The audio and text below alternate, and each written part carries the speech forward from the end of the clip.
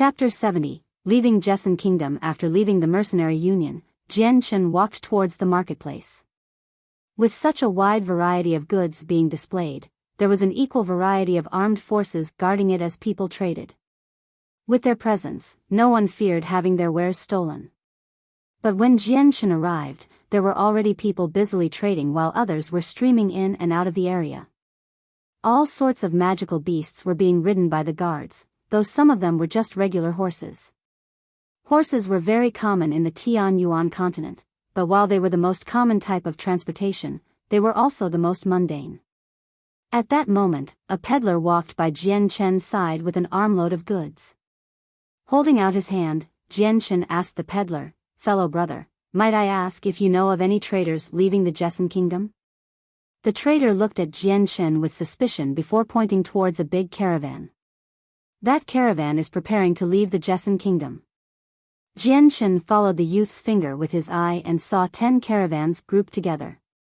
Surrounding the caravans was a large group of mercenaries protecting the items, while a middle-aged man wearing a luxurious-looking robe was commanding the people to load up the items onto the caravan. With only a single glance, Jian Chen knew that this middle-aged man was the one responsible for the caravans. Immediately walking on over, he asked the man, "Uncle, might I ask if your caravans are leaving Jessan Kingdom?" Hearing Jian Chen, the middle-aged man turned around to take a look at him. "Why do you ask?" Laughing, Jian Chen said, "Uncle, if your caravans are leaving Jessan Kingdom, might I join you? Although my strength is not all that strong, I am still a mercenary nonetheless. I don't need a reward for this either, how about it?" The middle-aged man looked relieved at Jian Chen's last sentence and said, "Fine. However, you must stick close to us during the trip. Also, any roadside fares must be paid by you and won't be compensated for by us. Lastly, if we are attacked, then you must help protect the group and fight together with us." On the Tianyuan continent, most of the weaker mercenaries would usually either form their own large group, or join a caravan group in order to travel from kingdom to kingdom. Since the roads connecting the kingdoms were long and dangerous, there was a very high chance of encountering highwaymen. Ambushes from magical beasts were also a common occurrence, and in some areas, those attacks happened frequently. Because of this, every caravan would welcome a mercenary's presence with wide arms, and generally wouldn't refuse anyone. After all, even one man could add to the overall strength, and could help protect someone's life. Jian Chen didn't hesitate at all to agree to the man's conditions. "Our caravan will depart in an hour, so go make your preparations."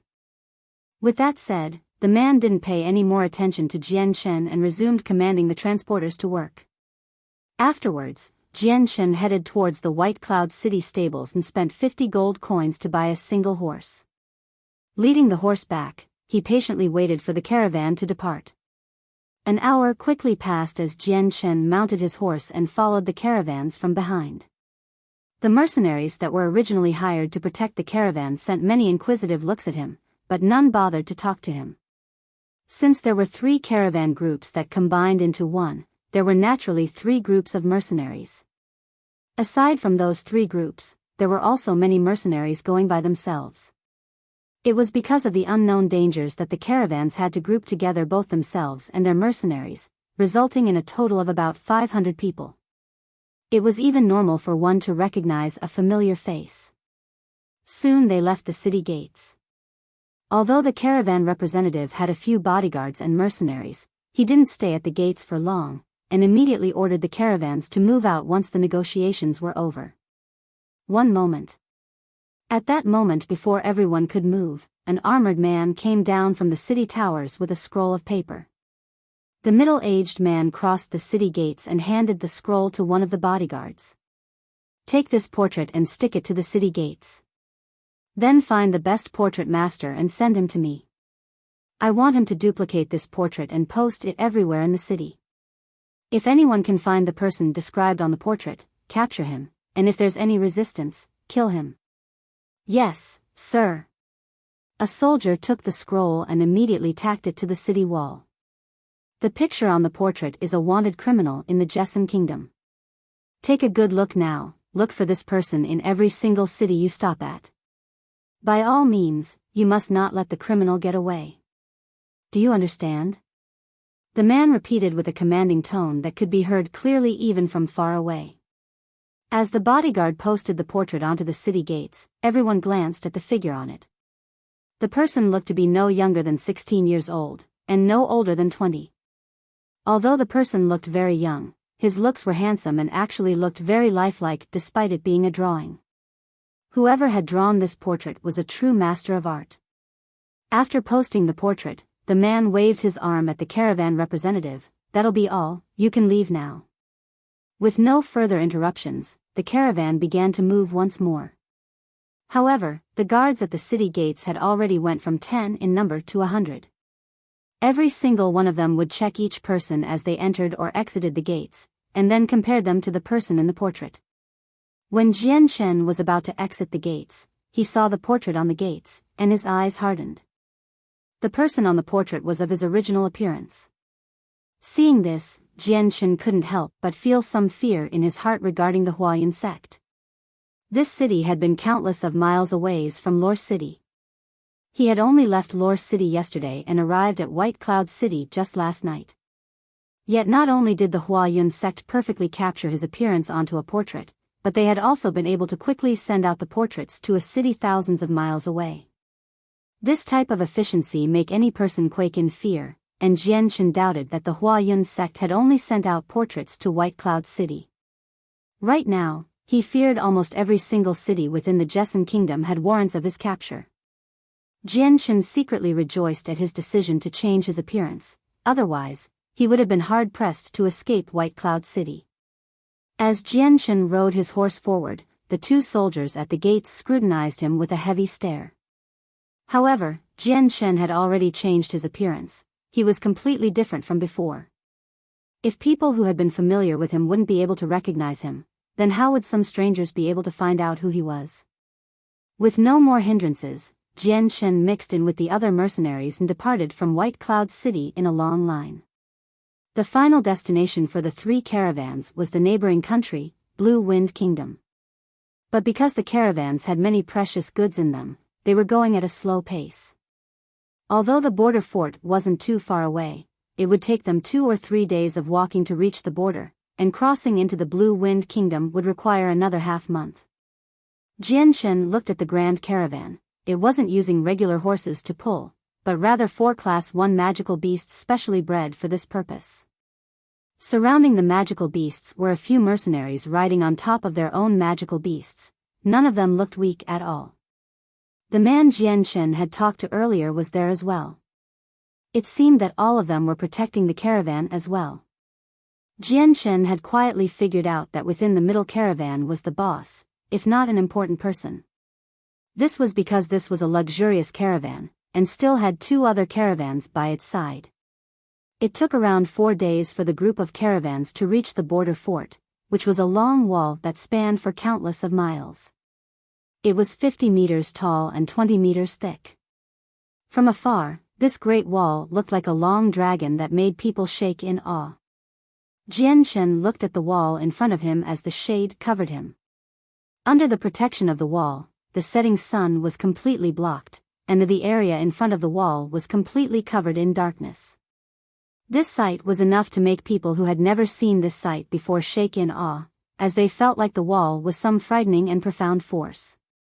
This was the first time Jian Shen had ever seen the Jessan Kingdom's wall.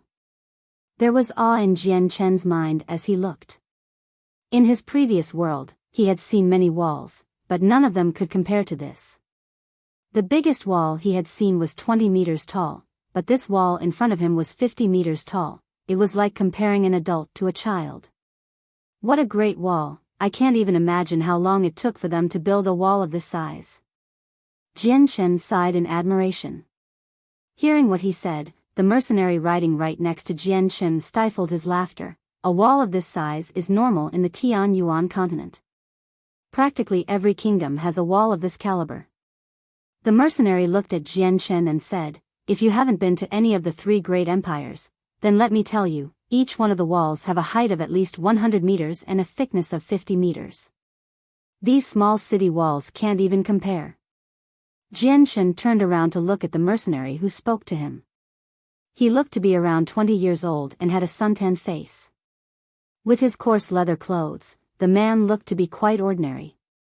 When there's a chance, I'll definitely go check out the 3 great empires. Jian laughed. The roads connecting the 3 great empires are quite long and dangerous. At the same time, magical beasts run rampant there, so it's not that easy to travel in between the empires. The mercenary said. Chapter 71. Mu Yun. Jian let loose a gentle smile as he cupped his hands in greeting. It seems brother has seen many suns while traveling the Tianyuan continent. The mercenary returned his smile. It wasn't all that long, just a few years, that's all. Compared to those that have left their homes to travel for 10 to 100 years, I am still green. This brother here doesn't know what to call you. Jian said. My name is Mu Yun, what's your name? The mercenary spoke with great enthusiasm. I'm called Jian. Jian replied. He had already decided to use the name Jian in the future on the Tianyuan continent. Following this, Jian and Mu Yun started to converse, discussing several interesting issues on Tianyuan continent. Although this was the first time Jian was traveling the Tianyuan continent, he had read plenty of books regarding the continent back in the Kargath library and had grown familiar with a few things including history. Mu Yun, on the other hand, had traversed the Tianyuan continent for a few years, so his experience could be said to be quite ample. The two had actually complemented each other nicely, and so as they enthusiastically talked to each other, they unconsciously formed a close bond with each other. As the caravan got closer to the gates of the border fort, Jian noticed a portrait tacked to the side of one of the gates. On the portrait, the name, Changyang Xiang Tian, was inscribed on it with a generous reward printed below it. If people had any hints or clues to Changyang Xiang Tian's whereabouts that proved to be true, then they would be awarded with 1,000 purple coins. If their information led to the capture of the person, then they would be rewarded with another 4,000 purple coins. A gold coin was enough to feed a small household of 3 for over a month, and a purple coin was the equivalent to 100 gold coins. So 1,000 purple coins was a generous sum of money to any mercenary. With such a tidy sum, any mercenary, or anyone for that matter, would be able to buy a nice home and spend the rest of their lives without any more financial worries. It was easy to say that this reward was so irresistible that no one could turn it down. The best reward people could hope for from traveling would be to capture Changyang Xiang Tian. If they could capture and hand him to the Huayun sect, then they would be able to enjoy a prize of 10,000 purple coins. Seeing the generous prize for his capture, Jian normally emotionless eyes flashed with a cold glare. Huayun sect, you really do think highly of me to offer so great a reward and label me as a wanted criminal throughout the Jessan kingdom. To think that you're even using the mercenary union to try to find me. Jian inwardly sneered. However, he felt a small pang of hopelessness. On the Tianyuan continent, strength determined everything, and his own strength was currently insufficient. Because of the Huayun sect, he had to forsake his name, his image, his home and his kingdom. In regards with such a predicament, not only was he unable to do anything, but even one of the 4 major clans in Lore City, his Changyang clan, was powerless to stop the Huayun sect. Ai. Jian sighed. At that moment, he could not help but recall the image of his mother's sorrowfully crying face when he left. After thinking back to that, Jian eyes softened momentarily before rapidly becoming firm. After that moment, he had promised himself that he would dedicate himself to cultivation and improving his strength. Otherwise, under the great power of the Huayun sect, he would never be able to return to the Jessan kingdom and see his mother again. More importantly, he would never be able to feel motherly love ever again. The previous Jian was an orphan and had never known what maternal love was. The heavens had not only granted him a new shot at life, but also a blessed family life. Jian had treasured the feelings he felt from his relationship with his mother. Even those who were born into a happy family wouldn't be able to experience what Jian had felt. As someone who lived an entire life in isolation, he had always desired family. But because he had always been in solitude, his heart had only known what it felt like to be alone. Next to the empty gates, roughly 200 soldiers stood by and stared down every single person that entered and exited the city. Whenever someone had an unclear face, they would be stopped by the soldiers and be compared with the portrait before finally being allowed to continue. Although the soldiers had blocked many strong mercenaries, none were in a hurry. This was because outside of Jesson Kingdom's boundary, the fort had over 10,000 soldiers and didn't lack in experts at all. So if a battle broke out, it would be obvious who would be the loser. The doors to the fort were gigantic. Even if 5 caravans were to enter side by side, they would not block the road at all. As Jian Shen and his caravans slowly walked forward, another smaller caravan sped up from behind. As they saw the gates of the fort approach, they started to speak. Who exactly is this guy in the portrait, and how is it that he's being chased by everyone? I didn't think that even Jesson Kingdom's border forts would have this portrait tacked up as well. It looks like this guy broke countless laws. I've already been to 3 cities and saw this portrait posted everywhere. Even the mercenary union has put out a warrant for his arrest. That's right, this guy is definitely someone who broke a few major laws, or annoyed someone of great influence. Right now, the mercenary union has already given him an A-ranked bounty with no restriction to the rank required to take it. So even a D-ranked mercenary could cash in on this bounty. Exactly, the commission for this is extremely high. As long as we have information on his location, that's already 1,000 purple coins. And if they capture him with this information, then that's another 4,000 purple coins.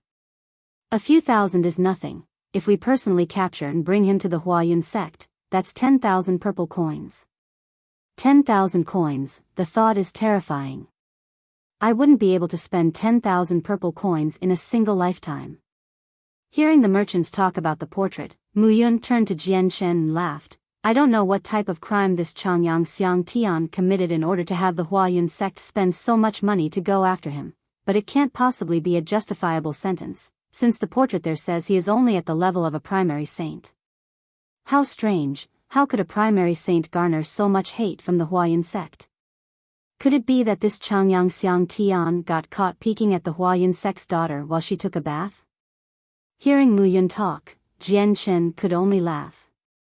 He helplessly looked at Mu Yuan. Brother Mu Yun, I have lived in the Jesson Kingdom for over a dozen years and more, and heard much about the Huayun sect. However, I have only heard about the sect leader having a son, not a daughter. So sneakily watching his daughter take a bath doesn't seem to be possible. Mu Yun threw a dirty look at Jian Shen. What do you know? Who says the Huayun sect leader has no daughter? This can't possibly be confirmed. Maybe she's hidden from the rest of the world. Jian Shen helplessly shook his head, deciding in his heart to no longer argue with Mu Yun about whether the Huayun sect leader really had a daughter or not.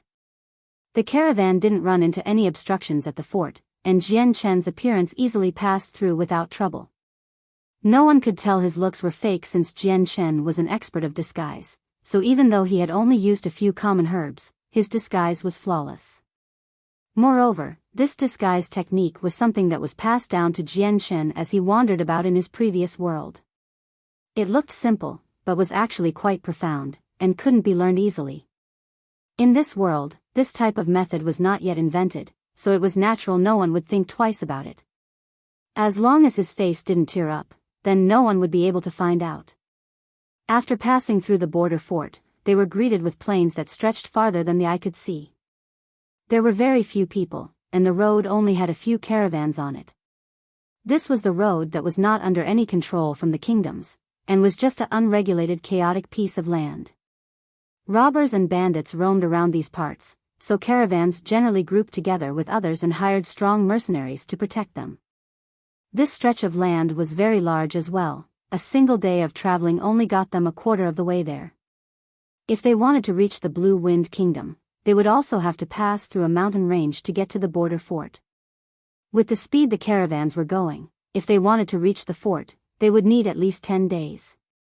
Even if the road was flat, they wouldn't be able to go any faster, since the caravans were burdened with large carts of goods. As the day grew dark, the caravans stopped to set up for the night. The mercenaries set up camp around the caravans, while the caravan drivers unloaded fodder for the horses to eat. A plume of smoke billowed up from the camps as a few of the mercenaries sat down to roast some magical beast meat or some pre-made food for them to eat. However, not all of them sat together. A few of the mercenaries stood off by the side and began to eat their own rations. Jianshan took out a tent from his space belt and then looked for a dry and flat piece of land to set it up. Since he wasn't a part of any mercenary group, he was not able to use the provisions provided for those that were hired. Jianshan had to take responsibility for anything he used without any assistance from the caravans. Right as Jianshan finished pitching his tent, Mu Yun suddenly walked up to Jianshan and said, "Jianshan, it seems like you only joined this caravan halfway through. Where do you plan to go?"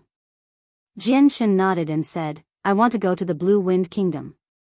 "What about you, brother Mu Yun?" Mu Yun laughed and said, "I wish to go the Cage Kingdom, which means I'll have to pass through the Blue Wind Kingdom." As he spoke, his hand also withdrew a tent from his space belt and he began to set it up not too far away from Jianshan's tent. Chapter 72, Boundless Bandits. As dusk arrived, Jianshan finished his rations and went into his tent. With a Class 1 monster core in hand, he started to cultivate. Now that he was traveling the Tianyuan continent, there would be dangers lurking around every corner. This meant that he had to be strong in order to stay safe. Thus, Jianshan didn't dare to squander even a second in order to increase his strength. Not only that, but he knew that if he grew stronger, then he would be able to return to the Jessan Kingdom and reunite with his family without fear of the Huayan sect. Otherwise, if he dared to show his face there, he would be chased to the ends of the earth by the sect. Right now the outside was relatively peaceful. There was only the occasional sound of footsteps being heard as a few of the mercenaries patrolled around the campsite. The time quietly passed as it became late. At that moment, all of the mercenaries in their tents were sound asleep, and the mercenaries that were patrolling were drowsy to the point of being in an unfocused state. Just then, a dark blade flashed. It traveled under the cover of the night and silently slashed the neck of one of the patrolling mercenaries. This dark flash was clearly the result of an assassin's power, and with a soundless gurgle, the mercenary fell to the ground dead. The dark flash had moved through the air silently and quickly. No one could sense this blade coming. Since the campgrounds were wide, and the target had been a lone mercenary standing in a remote place, there was no way anyone could possibly notice his death before he fell to the ground. Right as the first mercenary fell to the ground, countless dark flashes flew out towards the camp and killed all of the mercenaries patrolling a bit far from camp. Jianshan wasn't too far away from the campsite, and so when the mercenaries fell to the ground, there was one that fell only 30 meters away from Jianshan. The crossed-legged Jianshan's ear shook from the sound he heard as his eyes abruptly flew open. Looking around, Jianshan bent forward to open the tent flap just a crack to see what was happening outside. Just as Jianshan opened up the flap to his tent to check up on what was happening outside, another flash of light could be seen as it shot through a patrolling mercenary. Like the others, this man also fell to the ground without a sound. Jianshan's eyes widened in surprise at this sight. It was clear to him that the caravan was under attack, but with his previous experience, he did not panic. Roaring loudly from his tent, he yelled, "Everyone be careful, we are under attack." Jianshan let loose a loud roar that could be heard clearly throughout the campsite. With his warning, the previously peacefully quiet campsite erupted into noise as countless mercenaries came bursting out from their tents. In just a short moment, hundreds of mercenaries making a racket had appeared in the previously undisturbed camp. Jianshan's words were common to all those that had traveled throughout the Tianyuan continent. Those who lived by their weapons were extremely sensitive to sound, and so when they heard Jianshan, they immediately came charging out of their tents. However, as everyone came rushing from their tents, they looked around themselves and could only see their own mercenaries without any signs of an enemy. An enemy? Where's the enemy? Who was the one that yelled, "I don't see anyone"? Where's the enemy? Who's the motherfucker that cried wolf? Many of the mercenaries began to cry out loud in anger. If they found the guy who cried wolf, then he wouldn't be let off easily. Not good, Captain Lang Tian, the sentry Du Mulan has died. Just as many of the mercenaries were cursing out loud, another yell came crying loudly over the others, causing many to turn their heads. Hearing that, every single mercenary turned towards the cry in dead silence. At the same time, another 3 flashes of light came flying through towards the group, and slammed straight into 3 mercenaries' chests. The 3 mercenaries that were hit didn't even have the opportunity to even cry out before they slumped to the ground. But before they could even hit the floor, another 3 streaks of lights flew out and claimed the lives of another 3 mercenaries. The streaks of black light never ceased to fly out towards the mercenaries. Under the guise of the night, it was hard for the people to figure out where they were coming from or where they were aimed at. Since the light was shooting at a fast pace, a dozen mercenaries had already succumbed to the attack before anyone could even react. At this time, a mercenary finally cried out in terror, "Be careful, enemies are Ada." But before he could finish his sentence, a streak of light flew towards him and killed him. "Everyone scatter and take cover," another mercenary yelled.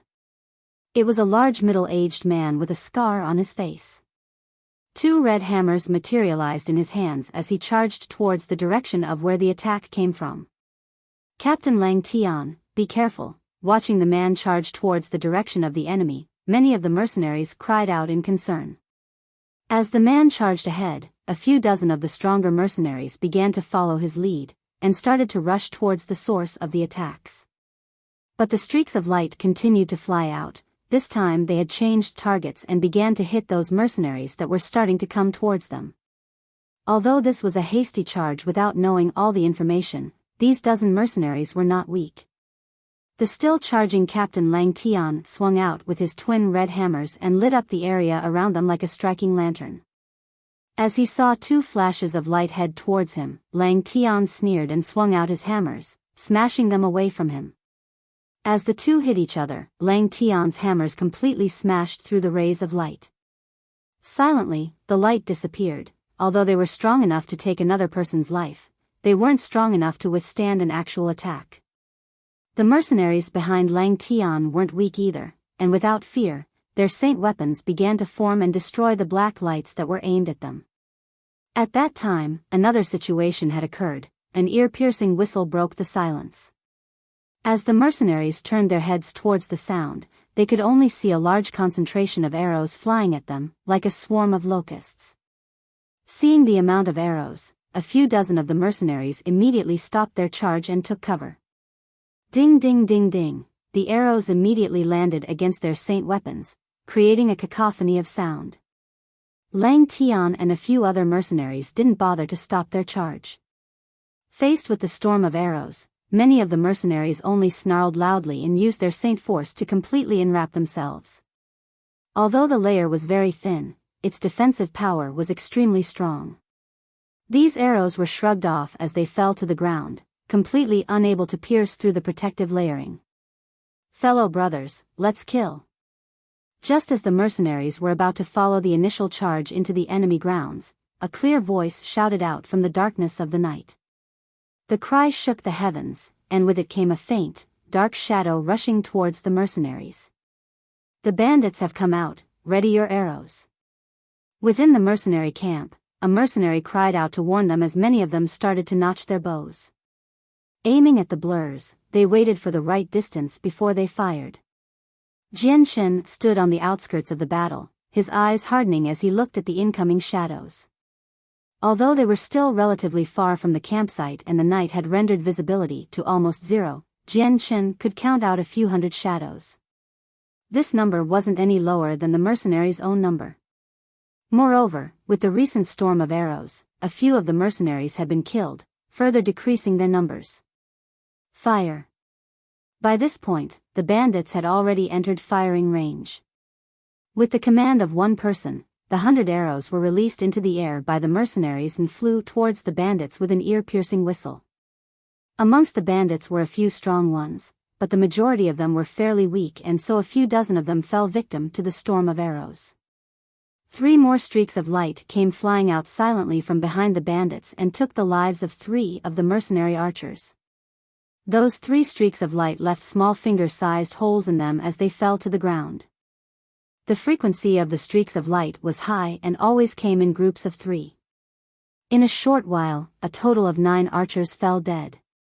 Seeing the wounds on the mercenaries' corpses, a middle-aged man called out, "Everyone be careful, there's a dark attribute saint amongst the bandits."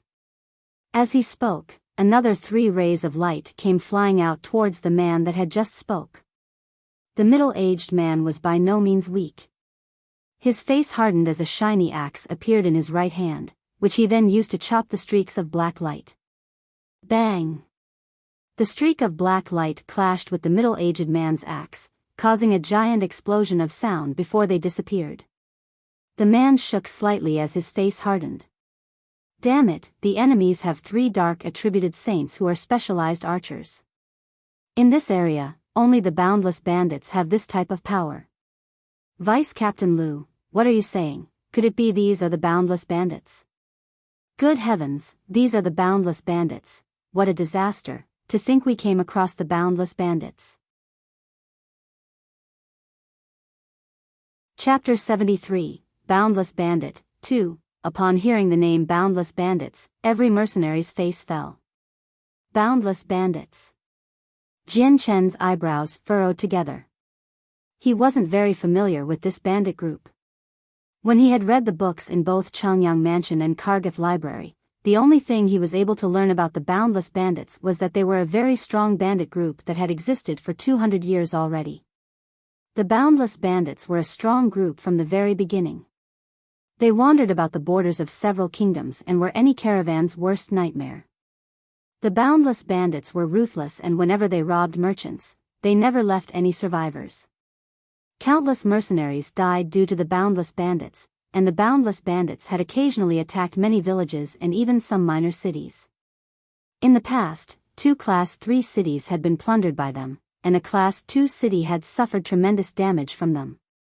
With every village they massacred, it further enhanced their reign of terror and caused merchants to fear traveling to faraway places. This in turn incurred great losses for some of the major kingdoms. At that time, the 4 great kingdoms, the Jesson Kingdom, the Blue Moon Kingdom, the Blue Wind Kingdom, and the Var Kingdom had finally discovered the main hideout of the Boundless Bandits, and sent their soldiers to annihilate them. Unfortunately, the Boundless Bandits had power beyond what was anticipated, and although the 4 great kingdoms had succeeded in the end, they had suffered disastrous casualties.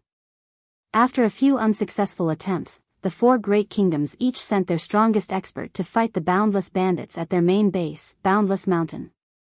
Those 4 experts came to Boundless Mountain and fought so hard that the entire mountain shook and split open. The explosions of battle lasted for 1 day and 1 night before gradually stopping. Sometime during the battle, the 6 peaks of the mountain had caved in. When the experts from the 4 great kingdom had returned, their faces were not a pretty sight. They didn't say anything and left quickly. Soon after, the commander of the mission to annihilate the Boundless Bandits had immediately received an order from the king for all the troops to retreat from Boundless Mountain. Although no one had personally seen what the experts from the 4 great kingdoms had done inside the mountain, even those without a brain could guess what events had transpired. This result was something the mercenaries and merchants had a hard time accepting, and so as a result, the Boundless Bandits' reputation skyrocketed. To some mercenaries and merchants, the Boundless Bandits had become a mythical figure that was feared by quite a few of the neighboring kingdoms. However, there was still one good thing. After the experts had fought them on Boundless Mountain, the Boundless Bandits' activities decreased drastically. Even though many merchants and mercenaries still died by their hand every year, it didn't happen as often as in the past. It only occurred once every 2 months, and their methods weren't as violent as before. This gave the merchants plenty of opportunities. The only downside was that they couldn't predict the times when the Boundless Bandits would attack. Thus, even if some of the caravans wanted to travel at specific times in order to avoid the bandits, it was an impossible task. Motherfucker, the Boundless Bandits aren't anything, this one will chop them down like grass. A mercenary cried out with hatred as he charged towards the Boundless Bandits without a trace of fear in his eyes. Aside from him, all the other mercenaries had looked at the incoming Boundless Bandits with looks of extreme hatred as well. The Boundless Bandits had killed numerous mercenaries and merchants, and even some of their family members and close friends had been murdered by these bandits. So in their hearts, the mercenaries' initial fears had been overtaken by their intense hatred. As travelers who depended on their strengths in order to survive as mercenaries, their murderous nature overtook their normally upright morality, and made them into men who feared nothing, not even death. 10 years ago, my own father was killed by the hands of the boundless bandits. Today, I will take revenge for my father. A 20-year-old mercenary glared at the incoming bandits with blood-red eyes. Grief and rage had consumed him along with hatred. Another older man around the age of looked at them with fierce killing intent as he said through his teeth, "The boundless bandits killed my brother 5 years ago. Even if I sacrifice my life today, I'll take the life of at least one of them to serve as the funerary mat in revenge for my brother." The black streaks of light continued to come at them without pause. Even now, a few of the mercenary archers were still falling prey to the strange ray of light. While a few of the mercenaries tried to take cover, the others continued to fire arrows at the incoming bandits. As the bandits got closer and closer, many of the mercenaries became more frantic. The amount of bandits rushing at them had a major influence on the mercenaries, and scared many of them into retreating. Their rebellious spirit was gone, since not everyone was willing to fight back. There were some that were more cowardly in the mercenary ranks. Seeing how the mercenaries were slowly losing control of the situation, a middle-aged man began to worry and shouted, "Do not panic. These are only a small portion of the boundless bandits, they're no stronger than us. As long as we work together, we can defeat them. Otherwise, we will all die together. Brothers, for our lives, we must come together." Hearing the middle-aged man, even the most cowardly mercenaries had felt some courage return to their hearts. If they wanted to survive, they would need to fight. Their fierce desire to survive forced them to abandon their cowardly nature, and they were now prepared to risk their lives. The mercenaries tried to think of any possible ways to dodge the dark streaks of light while continuing to shoot at the bandits. After a good 100 bandits were killed, the boundless bandits finally arrived in front of the mercenaries. By this point, each mercenary had already fired their last arrow, and so they dropped their bows and summoned their saint weapons to engage the boundless bandits in close combat. Ah! Ah! The two sides began to roar, their cries piercing the heavens as their weapons collided against each other. But the mercenaries were still not able to see behind the bandits, and the streaks of black lights were still able to precisely strike at each mercenary without fail. Within a few moments, a dozen mercenaries had fallen. The captain is being stalled by the bandit experts. "Charles, Gusan, Air and Mel, you three follow me. We'll definitely find the hiding spots of the archers." An armored mercenary cried out over the chaos of the moment. Straight after saying that, he leapt over the body of a bandit and charged towards the source of the black streaks. As the armored mercenary charged, the 3 other mercenaries mentioned leapt to follow him. Using the heads of the bandits to block the streaks of black light, they continued onwards. The 4 mercenaries leapt over the fallen bandits. The other bandits standing had no chance against them. Although the boundless bandits were strong enough as a whole to rival kingdoms, this small portion wasn't enough. Moreover, their elite members were already blocked by a few experts during the initial charge, so there weren't any strong bandits remaining to block the 4 mercenaries. Another 3 streaks of light came flying out at the 4 mercenaries. Clearly, the hidden dark attributed archers had figured out the intentions of the mercenaries. Straight after the first 3 streaks were shot, another 3 black streaks came flying straight behind, making it a total of 6 streaks that silently approached the 4 mercenaries. The 4 mercenaries weren't weak and were actually far stronger than the mercenaries on patrol. Each one of them summoned their saint weapons and smashed against the streaks of light with them. When the two collided, the black lights directly dissipated. The mercenaries' paces didn't falter in the slightest as they continued to charge towards the bandit archers. All 4 of them knew that if they didn't resolve the issues with the archers, then their mercenary group would continue to take on heavy losses. Although the 3 mercenary groups had several hundred people, their strengths in the mercenary world were all lower-ranked ones. The mercenaries were generally at the level of a saint.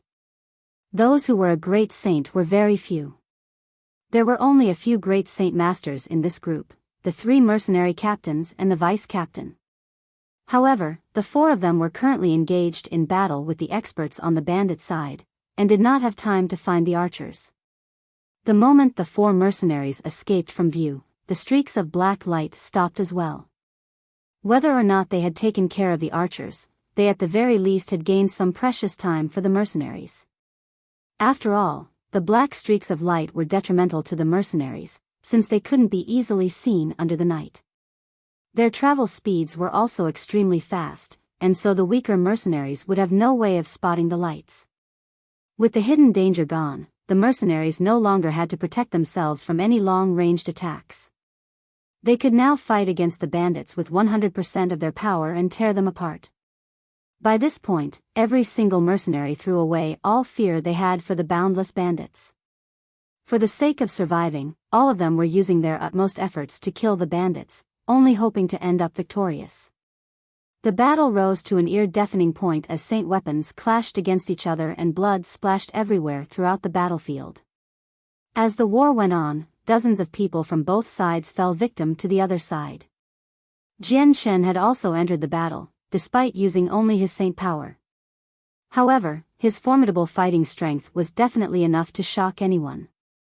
They could only see Jian Shen's use his profound steps to evade the attacks coming from every direction. In his hand, he had only a silver sword that was 1.3 meters long and 2 fingers wide. It constantly flashed in his hand at lightning-fast speeds. His pierces were so fast that only a thin ribbon of silver light would flicker across as he moved. There was no way the naked eye could catch a glimpse of the sword's material form. Jian Shen's sword was not only fast but it was also one that nobody could defend against. Moreover, his swordplay was extremely precise. Every time his sword pierced outwards, he could accurately stab the enemy in the throat, killing the enemy in one attack. There were very few people at the same level of strength as him that could evade Jian Shen's lightning-fast sword. Chapter 74. Fierce Battle. Jian Shen was able to fight against his enemies alone. The battlefield around him was filled with desolate screams, and blood splashed everywhere. To Jian Shen, this was already a common sight, so it didn't disturb him in the slightest. Jian Shen continued to stab out with his sword. After every attack another boundless bandit would fall. With his lightning-fast speed, enemies of equal strength weren't able to keep up with Jian Shen's flow for more than 3 moves, and even more of them were instantly killed with only a single blow to the throat. In terms of strength, Jian Shen was lower ranked when compared to the bandits.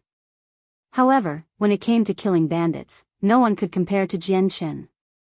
In the span of a few minutes, over a few dozen bandits had been killed by him, drenching his light-wind sword with blood. Jian Shen's clothes, on the other hand, still maintained their pure, cottony, white and brown, as not a single splash of blood landed on them. Unknowingly, Jian Shen had penetrated into the core of the bandits. Boundless bandits surrounded him for 20 meters in every direction with no fellow mercenary in sight. The closest few were fighting in small groups of 3 to 5 on the outskirts of the bandits' vanguard. Kill! 3 of the boundless bandits cried as they charged at Jian Shen with a bloodthirsty roar. With a lift of their saint weapons, they slashed down in hopes of chopping Jian Shen in half. Jian Shen immediately flew forward like a speed demon towards one of the incoming bandits.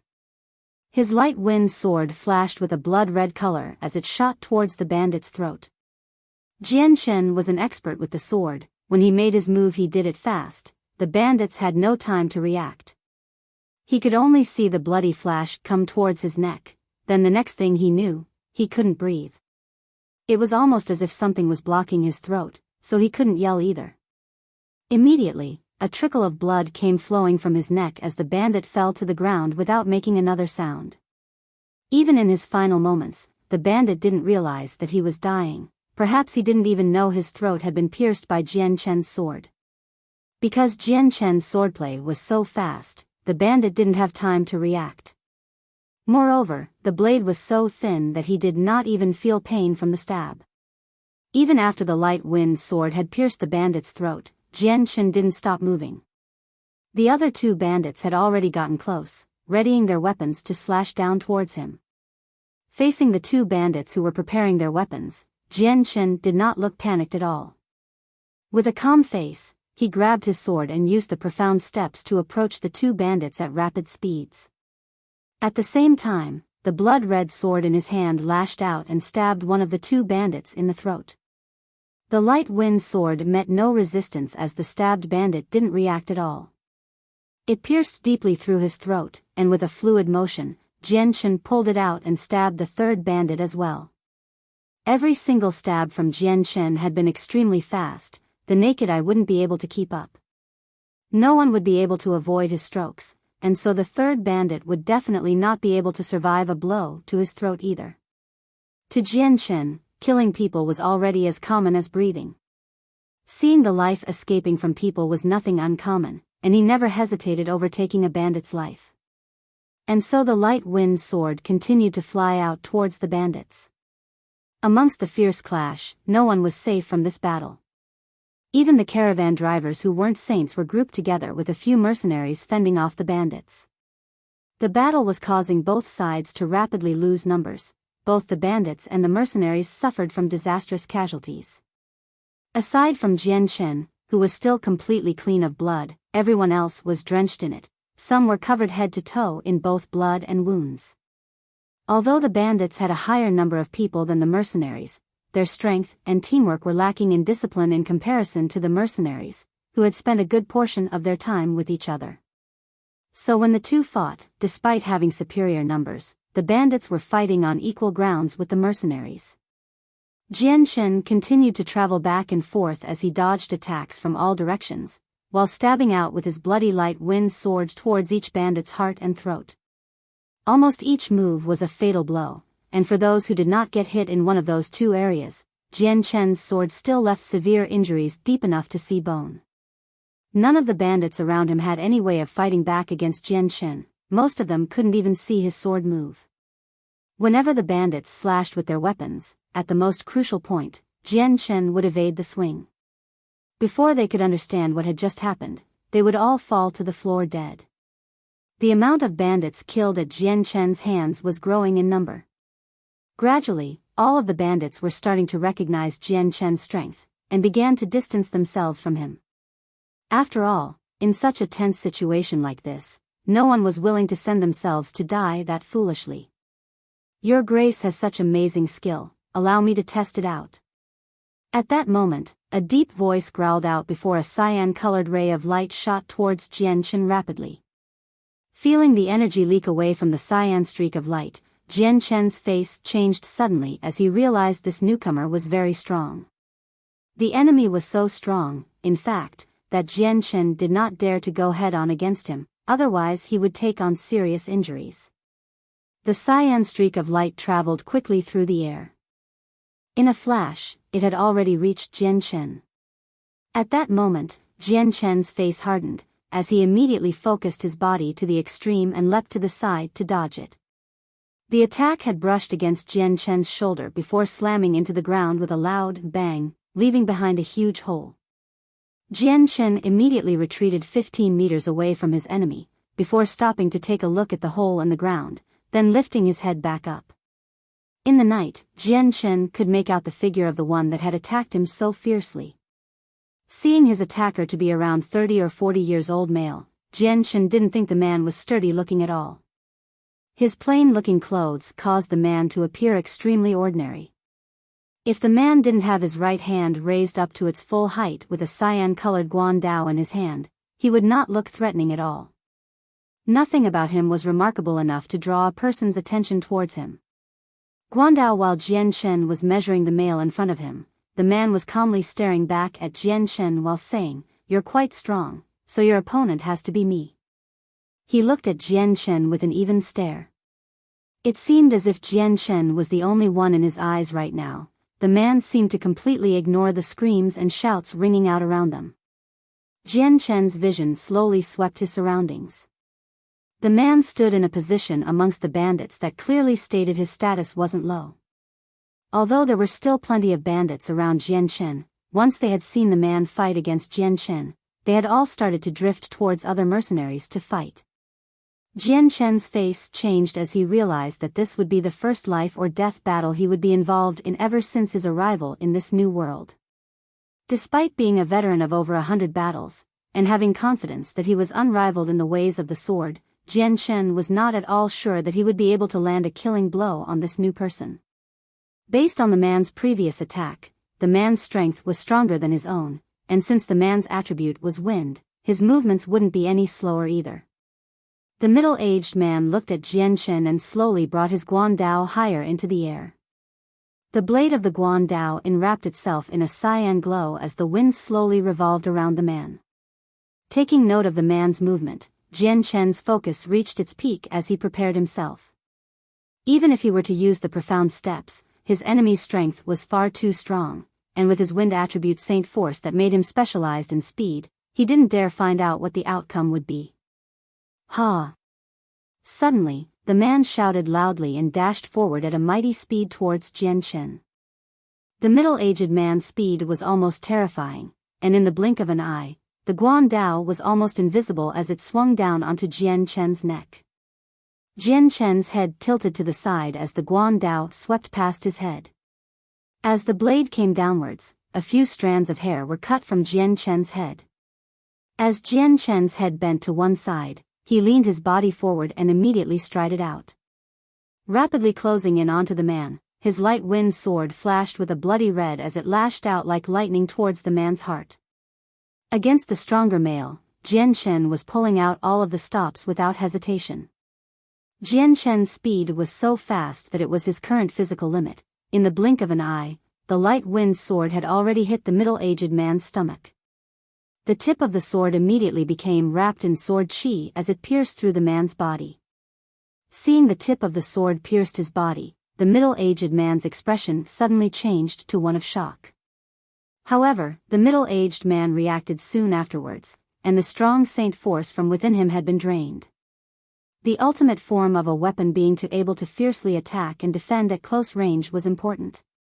Although, the Saint Force surrounding his body was just as thin as he thought it was initially. Chapter 75. Fighting a Saint Master. The light wind sword was like a hot knife cutting through butter as it split apart the man's Saint Force. Despite this, the force of his thrust decreased as it was forced through his protective shell. The tip of the sword didn't falter at all as it continued to stab through towards the middle-aged man. The initial two defenses the man had put up had been smashed to pieces, but by the time the light wind sword broke through the hindrances, the man had already drawn upon his wind attribute Saint Force to immediately propel himself backwards. The middle-aged man stood a few meters away as he stared at Jian Chen hard in the face. His own expression hardened as he spoke. What incredible speed! Jian Chen looked back at the man without saying a word. He felt okay even after pushing himself to his limits. He had pushed his speed to a rate he had never achieved before. But his attack was essentially dodged by the man, so if Jian Chen wanted to land a killing blow on this man in the future, it would be a lot harder.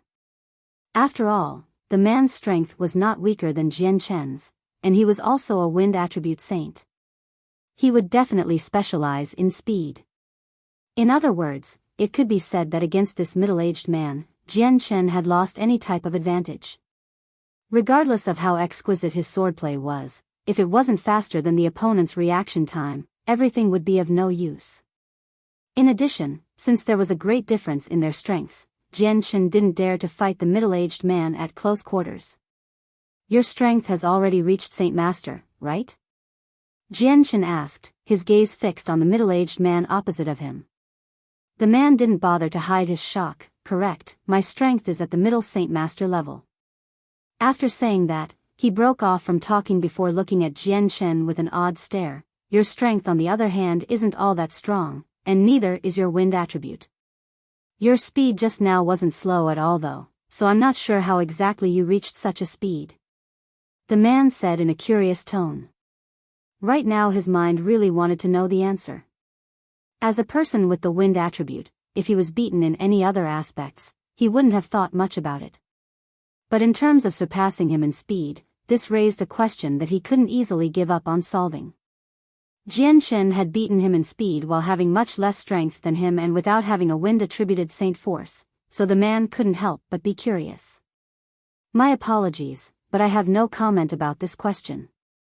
Jian Shen replied evenly. Hearing this, the other man's stare hardened as he sneered, if you tell me what trick you did in order to make yourself faster, then I will let you leave this place alive. Otherwise, do you think you could be a match for me with that type of speed?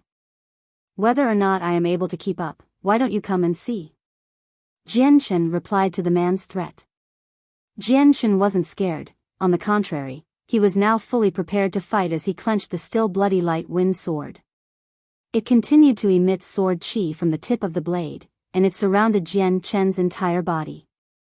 The man continued to stare at Jian Shen, the glare in his eye never receded. In his mind, he still had some misgivings about Jian Shen's speed. Although Jian Shen had such a fast rate of speed, he did not have a wind-attributed saint force, so he did not have the inborn advantage that the middle-aged man had. Still, he wasn't able to replicate Jian Shen's speed himself. Dodging the sword strike from earlier had taken all of his strength to pull off. If he was just a tiny bit slower, then the man had no doubts that his own heart would have been pierced straight through. For that reason, he was somewhat afraid of the consequences of fighting against Jian Shen. Not only that, but looking at Jian Shen's unblemished clothes, he could roughly guess how fast Jian Shen could move without breaking a sweat. If Jian Shen could move so fast continuously like this, then it would eventually take a huge strain on him. Seeing how the man wasn't attacking, Jian Shen also began to idle about, and began to slowly watch every single movement. Jian Shen knew that in this case, where his speed was slower than his enemy, then his chances of landing a fatal blow on the man would be practically non-existent. All he could do now was to hinder the man so that he wouldn't be able to kill the weaker mercenaries. If he waited long enough, then the mercenary experts would come back and help deal with him instead of Jian Shen. The fighting didn't stop as the two stared at each other. The sounds of battle could still be heard, as both sides kept losing more of their numbers. The floor was dyed red with blood to the point that on some bumpy ground, puddles of blood had formed. The bandits continued to fight with everything they had. The people who managed to survive were excellent figures that had either outstanding brains or brawn. At the moment, both the mercenaries and bandits had an equal amount of people. The two continued to stand there before finally, one of them made a move. With the wind enwrapping the Guandao, the blade resembled a crescent moon in the night as the man ran towards Jian Shen with the 2-meter-long blade in hand. Seeing the man come forward to attack, Jian Shen's eyes flashed dangerously as he brought his light wind sword up in preparation to defend. The man brought his Cyan Guandao down towards Jian Shen's head at an extremely fast speed. Since he was fighting a middle Saint Master, Jian Shen didn't plan on meeting this attack head-on, and nimbly dodged to the side. However, as Jian Shen stabbed with his sword, the man's Guandao changed direction in midair and whistled through the air, as it parried Jian Shen's sword. Jian Shen's face changed as he immediately brought back his sword, reluctant to go against the man's Guandao. Jian Shen's light wind sword was the equivalent to his Saint Force's life. His life was connected to the frail-looking sword, so if his sword were to be injured, then Jian Shen's own life would be too. And if his light wind sword were to break, then Jian Shen would lose all of his cultivation, and his life would be threatened. On the Tian Yuan continent, the cases in which people had died due to their saint weapons being broken were commonly seen. It practically happened everywhere. But with the saint weapon being a representation of one's inner saint force's condensation, when summoned outside the body, it would become unimaginably hard. Moreover, it would grow harder as the owner improved. Thus, unless one were to fight someone stronger than him by a large amount, their saint weapons would never break. Since his opponent's strength was already at the middle Saint Master, he was higher than Jian Shen's strength by 2 whole levels. So if Jian Shen's light wind sword were to collide against the man's Guandao, then he would definitely take some damage. Jian Shen couldn't afford this happening, so he had to try to avoid a collision between the weapons at all cost. After all, he would be the only one to suffer from a loss. Once again dodging the man's attack, Jian Shen noticed the man's defenses momentarily showing a large gap. Taking advantage of the rare opportunity, Jian Chen immediately moved towards the man with a silent profound steps and stabbed the light wind sword towards the man's back with a red flash. The sword whistled silently as it traveled through the air, the sound making it seem like the sword had cut through the air itself. Its speed had reached its peak as it approached the man's back. Enveloped with sword chi, the sword slashed through the man's clothing, and then embedded itself into his back, breaking through his skin. Feeling a painful sensation in his back, the man's face changed immediately, but he displayed no signs of immediate panic. He hadn't been fully prepared for Jian Chen's speed, so the wound on his back continued to spray blood as his Saint Force condensed itself to take care of his wounds. At the same time, the man began to glow bright with cyan light as his speed started to increase rapidly. Before he could even leave a shadow on the ground or for Jian Chen's light wind sword to completely stab into his back, the man immediately leaned towards the side and escaped from the light wind sword's range. The man had already guessed that Jian Chen would stab out with all his strength. At this moment Jian Chen's own guard was at its weakest. Thus, the middle-aged man also grasped onto this difficult opportunity. Dodging the stab, he immediately brought his guandao high into the air, causing the twinkling cyan color of light to resemble a dazzling moon in the night. With the guandao left high in the air, it emitted a sharp glow as it flew towards Jian Chen. This blow contained all of the man's remaining strength. Seeing how Jian Chen had fought earlier, the man had already known from previous experiences that Jian Chen would be a hard opponent. Due to Jian Chen's bountiful battle experience, he never had any holes in his defenses. So no matter if it was his attack or defense, his style of fighting could be said to be flawless, with absolutely no gaps. This was especially true since his sword had used all of Jian Chen's abilities this time. Most likely, the only situation where the man could have heavily damaged Jian Chen was if Jian Chen's technique wasn't strong enough. Thus, the middle-aged man didn't have the slightest intention of holding back this attack of his. The guandao streaked across the air so quickly, that if it was aimed towards weaker people, then they would have had no time to react at all. Hua! With an explosive shout, the man brought the cyan-colored guandao down towards the defenseless Jian Chen's head. From his upper body stroke, the guandao did not decrease in speed at all and smashed fiercely into the ground. The smash contained all of the man's strength as the guandao exploded into the ground. The blade of the guandao sent all of the surrounding dirt flying into the air, creating a huge hole a meter in diameter. At the same time, Jian Chen's silhouette had completely disintegrated due to this sudden move. However, on the man's face, not a single trace of happiness could be seen. Instead, his face hardened in annoyance. An afterimage. The man cried out in alarm. However, as his mind came to this conclusion, an intense feeling of a crisis struck the man's thoughts.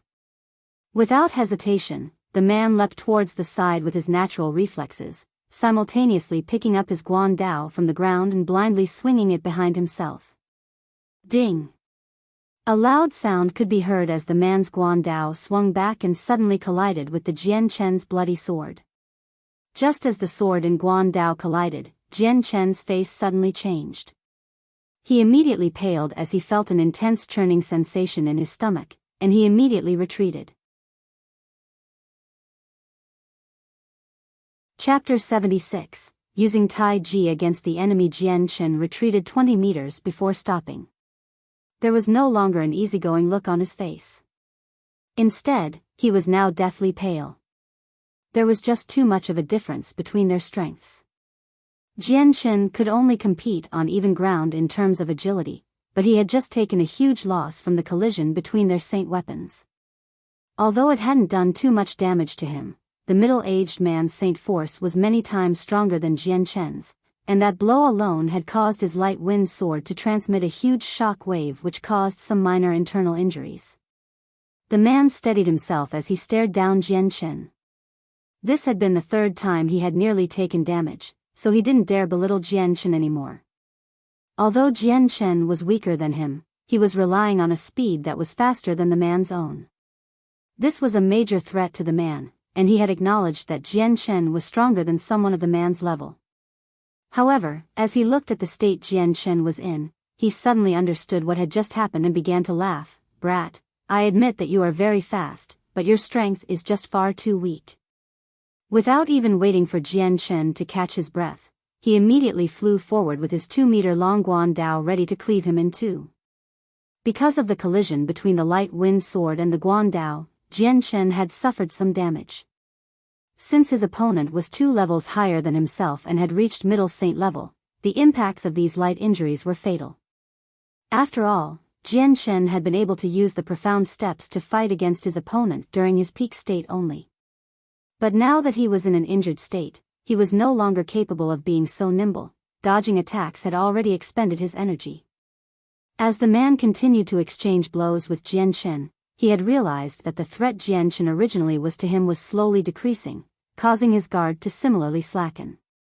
Using all of his strength, he struck out towards Jian Chen, hoping for a fatal blow. His speed was even faster than before. With the man's speed growing faster, Jian Chen was using up more and more energy. If he was in perfect condition, then not only would Jian Chen have an easier time dodging the man, but he would have been able to fight back as well. But now that he was injured, he could only dodge without attacking, and since the man was quickly increasing his movement speed, Jian Chen's every dodge was getting more and more dangerous. The man's blows were getting exponentially faster. He managed to attack dozens of times within an instant, and at this point, blood-stained cuts had appeared in Jian Chen's clothes, since he no longer had the ability to counter. However, it could be seen that Jian Chen's wounds weren't very deep. The cyan-colored light lit up the night as the man's guandao cut through the night air towards Jian Chen. Although Jian Chen tried his best to dodge the blade, his movements had already become a lot slower than before, and so he failed to dodge it completely. The guandao left a cut so deep that the bone could be seen on his chest, and a torrent of blood started to leak out onto Jian Chen's clothes. The man gave a fierce laugh as he continued to slash at him. Taking advantage of how Jian Chen didn't move away, the man drew closer. Lightning fast, he kicked out his right foot covered in a cyan light at Jian Chen's chest. Bang! The man's kick sent Jian Chen flying backwards like a bullet. While his body was in the air, Jian Chen couldn't help but spit out a mouthful of blood. As he flew 20 meters backwards past a few bandits before falling to the ground. Afterwards, Jian Chen spat out another mouthful of blood. By now, his face had turned deathly white. With a cyan flash of light, the man strode over 20 meters towards the floored Jian Chen and sneered, "I'll give you this one last chance.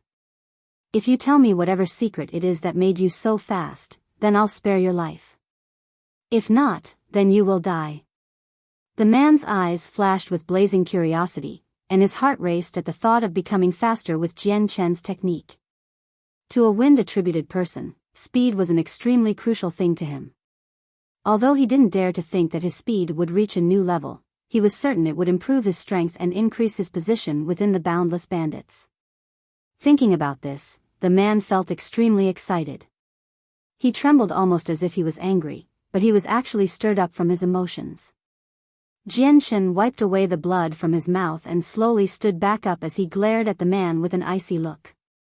With a small sneer, he said, "I'm afraid you're not strong enough for it." Despite just being dealt a serious injury, Jian Chen didn't seem to fear the difference in strength between them. As he talked, Jian Chen was readjusting himself into a relaxed position, almost as if he wasn't bothering to guard himself. His right hand had loosened up his grip on his sword. His current state was completely different from the previous him. Jian Chen's words caused the other man's face to sink. He snorted, "Brat, with your strength, you don't have the qualifications to say that. If you're not willing to tell me, then you'd better be prepared to suffer for your own actions." Mid-speech, the man had already started to run towards Jian Chen with his guandao swinging down at Jian Chen's right shoulder. Despite seeing the man approach, Jian Chen showed no signs of wanting to dodge. Instead, he brought his sword back up. Although his sword was moving at the same speed, it appeared as if the sword was as light as a feather, and was floating elegantly in the air. This was completely different from the killing intent he had previously displayed. The light wind sword and guandao collided with each other without making any sound. Afterwards, the softer-looking light wind sword attached onto the Guandao like a maggot on a wound, and diverted the Guandao's original trajectory. The sword twisted itself in a circle a few times, and immediately transferred the momentum of the Guandao cleanly towards the side, causing it to fall to the ground. The man's face changed as he looked at Jian Chen with amazement. Just now, he had been unable to control the movements of his own Guandao. If he had been facing an opponent that was only slightly weaker than him, then he wouldn't have been so amazed. But against Jian Chen, who was by far the inferior person, the man was not really able to accept what had just happened. What technique was that? The man asked with a look of disbelief. Tai Ji Jian, Jian Chen answered. When it came to Tai Ji Jian, he wasn't all that proficient at it. However, he had still been in contact with it enough times to understand the Tai Ji Jian's philosophy of using softness to conquer strength. It was the principle of deflecting weapons. Now that he was not only weaker than his opponent, but also in a state where his energy was all but gone now, Jian Chen was forced to use the Tai Ji Jian techniques that he wasn't very proficient in to block the attack. Tai Ji Jian emphasized the idea of using softness to conquer strength, in order for the weak to beat the strong. With the ability to deflect attacks in such a way, this would prove to be extremely beneficial to Jian Chen at this current moment. The only flaw was that Jian Chen only had a few ideas on what Tai Ji Jian was like, and was not good at it at all. After all, he was a master of the one-hand swift sword style. Nonetheless, it was proving helpful to Jian Chen against the man at that moment. The man's eyebrows creased together as he ran the word through his head. Soon after, he shook his head and said, Tai Ji Jian, I've never heard of it. His eyes looked at Jian Chen in a confused manner before laughing. Brat, although you're quite weak, I didn't think you would know so many techniques. It seems that killing you would be a waste. I should capture you instead. This would be a pretty great favor towards you as well. The man moved towards Jian Chen once more with his Saint Force enhanced Guandao in hand. He had came to a decision that no matter what, he would capture Jian Chen. Although the Tai Ji Jian technique wasn't something he was extremely determined to learn, the man seriously wanted to figure out the technique that had allowed Jian Chen to move so fast. Jian Chen used his Tai Ji Jian to deal with his opponent. With its profound ways of dealing with each attack from the man felt as if he no longer had any control over his own Guandao. Although he wasn't very proficient in it, Jian Chen's Tai Ji Jian made the man's strong strength seem practically non-existent. However, it was taking an extraordinary amount of effort on Jian Chen's part. Despite Tai Ji Jian allowing one to deflect and divert another person's attacks, Jian Chen was only just a saint, so it was taking all of his energy to break away the man's monstrous strength from his Guandao and send it elsewhere. So while it looked easy to do, it was actually hard to pull off. But using Tai Ji Jian was only a temporary defensive method, and not an offensive one. He could only block attacks without being able to capitalize on an opportunity to attack. If it weren't for the fact that his opponent was pressuring him with his attacks, then Jian Chen would definitely not use the Tai Ji Jian. After a few more moments of close combat, the man was gradually getting angrier and angrier. Every single time he had struck out towards the weaker person, Jian Chen had used his strange technique to change the trajectory of his attack. This caused him to lose control of his saint weapon, and to him, this was utter humiliation. You bastard, I don't believe that this is all I can do to you. The man flew into a rage. He was no longer able to contain his fury, as he continued to curse at Jian Chen fiercely. Soon after, the man's strength grew even stronger, causing Jian Chen to struggle even more to defend himself. His face was already drenched with sweat as his Saint Force was slowly starting to dry up. Chapter 77, Battle Skill. The man's wild attacks were pushing Jian Chen to his limit.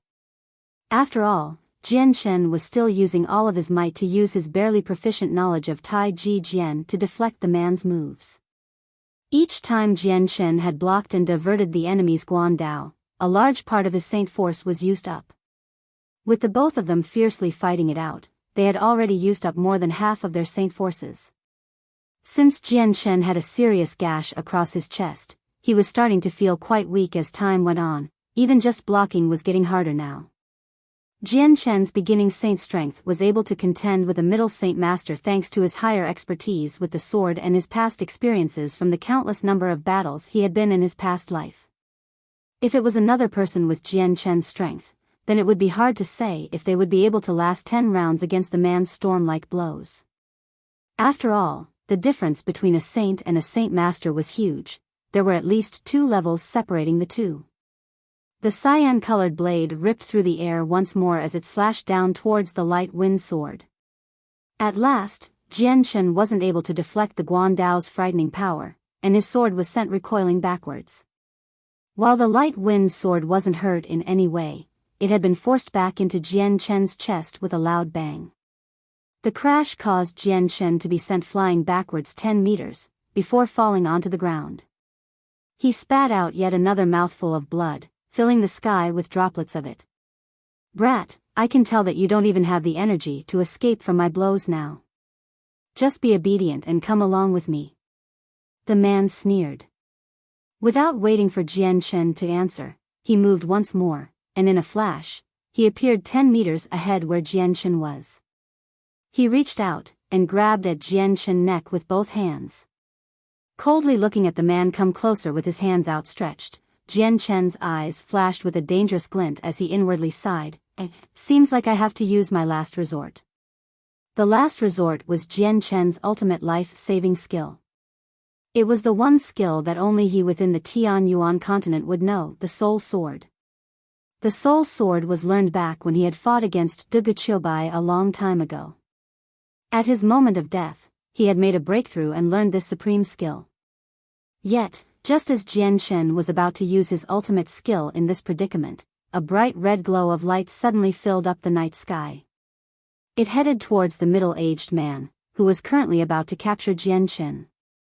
Seeing the giant red sword out of the corner of his eye, the man let loose a look of disdain as he gave a gentle snort. Moving away from Jian Chen, the cyan-colored glow in his right arm began to brighten dramatically, essentially covering his entire arm in a shroud. The man's wind-attributed Saint Force-enhanced arm lashed towards the fiery red sword, firmly catching it in his hand. Taking advantage of this situation, Jian Chen immediately crawled up from the ground and looked at the person who had rescued him with a gratuitous look. The owner of the red sword was a mercenary that looked to be around 20 or 30 years old with an ordinary appearance, the type of person that would blend in with a crowd easily. Yet, this mercenary was no stranger to Jian Chen. This was the kind person he had talked to on the road, Mu Yun. The middle-aged man sneered at the sword-wielding Mu Yun. "You overestimate yourself." Hearing the man talk, Mu Yun expressed a strange smile and laughed. "You're only just a middle saint master yourself, not all that much stronger than me. I can say what I please." Mu Yun's sword emitted a splendid glow as well as a high temperature. In the night, his sword lit up the area around them with a strong glow. The temperature around them also steadily increased. In just a few moments, the red sword became entirely enshrouded in a blinding fiery red. The light constantly pulsated, making it seem as if the sword was actually on fire. Feeling the Saint Force surge in endless waves from the sword, the man furrowed his eyebrows together.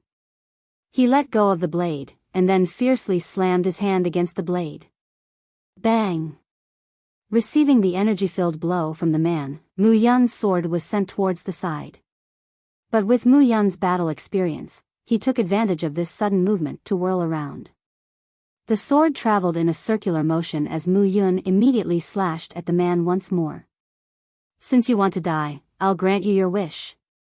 The man bellowed, his Guan Dao flashing with a cyan glow as he waved his weapon around. A gentle breeze accompanied his weapon as it flew towards the fire-red sword. Clang! Mu Yun's sword and the man's Guan Dao collided with each other, causing a loud metallic sound to ring out. The moment the two saint weapons separated, Mu Yun staggered 10 meters backwards. On the other hand, the middle-aged man stood as steady as empty tie, without any indication of moving. A single glance was enough to see who was the weaker one, and who was the stronger one. Standing on the side, Jian Chen knew that Mu Yun was still weaker than the other man by a large amount.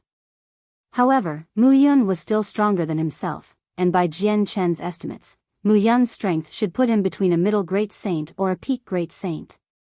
Despite this, he was still much weaker than the other man. Since the man specialized in speed thanks to his wind attribute, he was weaker in terms of attack strength than the fire attributed Mu Yun. The fire attribute was the rarest attribute after the light and dark attributes, and it was publicly known as the strongest attribute in terms of strength. If the man relied on his wind-attributed saint force to fight, then he would be able to dominate the fire-attributed Mu Yun. And if the man were to show the special characteristics of his wind attribute and fight against Mu Yun, then Jian Chen was certain that Mu Yun would not be able to last long in a fight against him. But if he and Mu Yun were to join together and fight, then he was sure that they would be able to beat the middle-aged man. The unfortunate thing was that Jian Chen had taken in heavy damages already. The vital parts of his body had each taken a beating from the fight. In his current state, helping Mu Yun was out of the question. Just standing there was already an abnormally strenuous task. Attacking Mu Yun, the middle-aged man's eyes flashed with strong killing intent. He didn't give Mu Yun time to even readjust himself before gathering the wind around his guan dao, and rushing forward, leaving only an after-image where he had stood earlier. In an instant, he appeared in front of Mu Yun, and chopped at his head with extreme speed. When it came to Mu Yun, the other man didn't restrain himself. The moment Mu Yun appeared, the man had tried to kill him. After all, Mu Yun didn't have any special characteristics that piqued his interest. Mu Yun's face hardened. He shouted in anger as the sword in his hands suddenly grew even more red, emitting a boiling hot temperature. At the same time, a flame burst into existence and engulfed the sword within itself. With the fire sword, Mu Yun then brandished it towards the wind-wrapped guan dao. The moment Mu Yun waved his sword, it transformed into 3 giant snakes of fire. The first 2 flew out towards the guan dao, while the last one flew towards the enemy himself. Bang! The guan dao and the fire snakes collided with a huge crash. The 2 flaming snakes had been cut in half by the guan dao, causing sparks to fly out everywhere.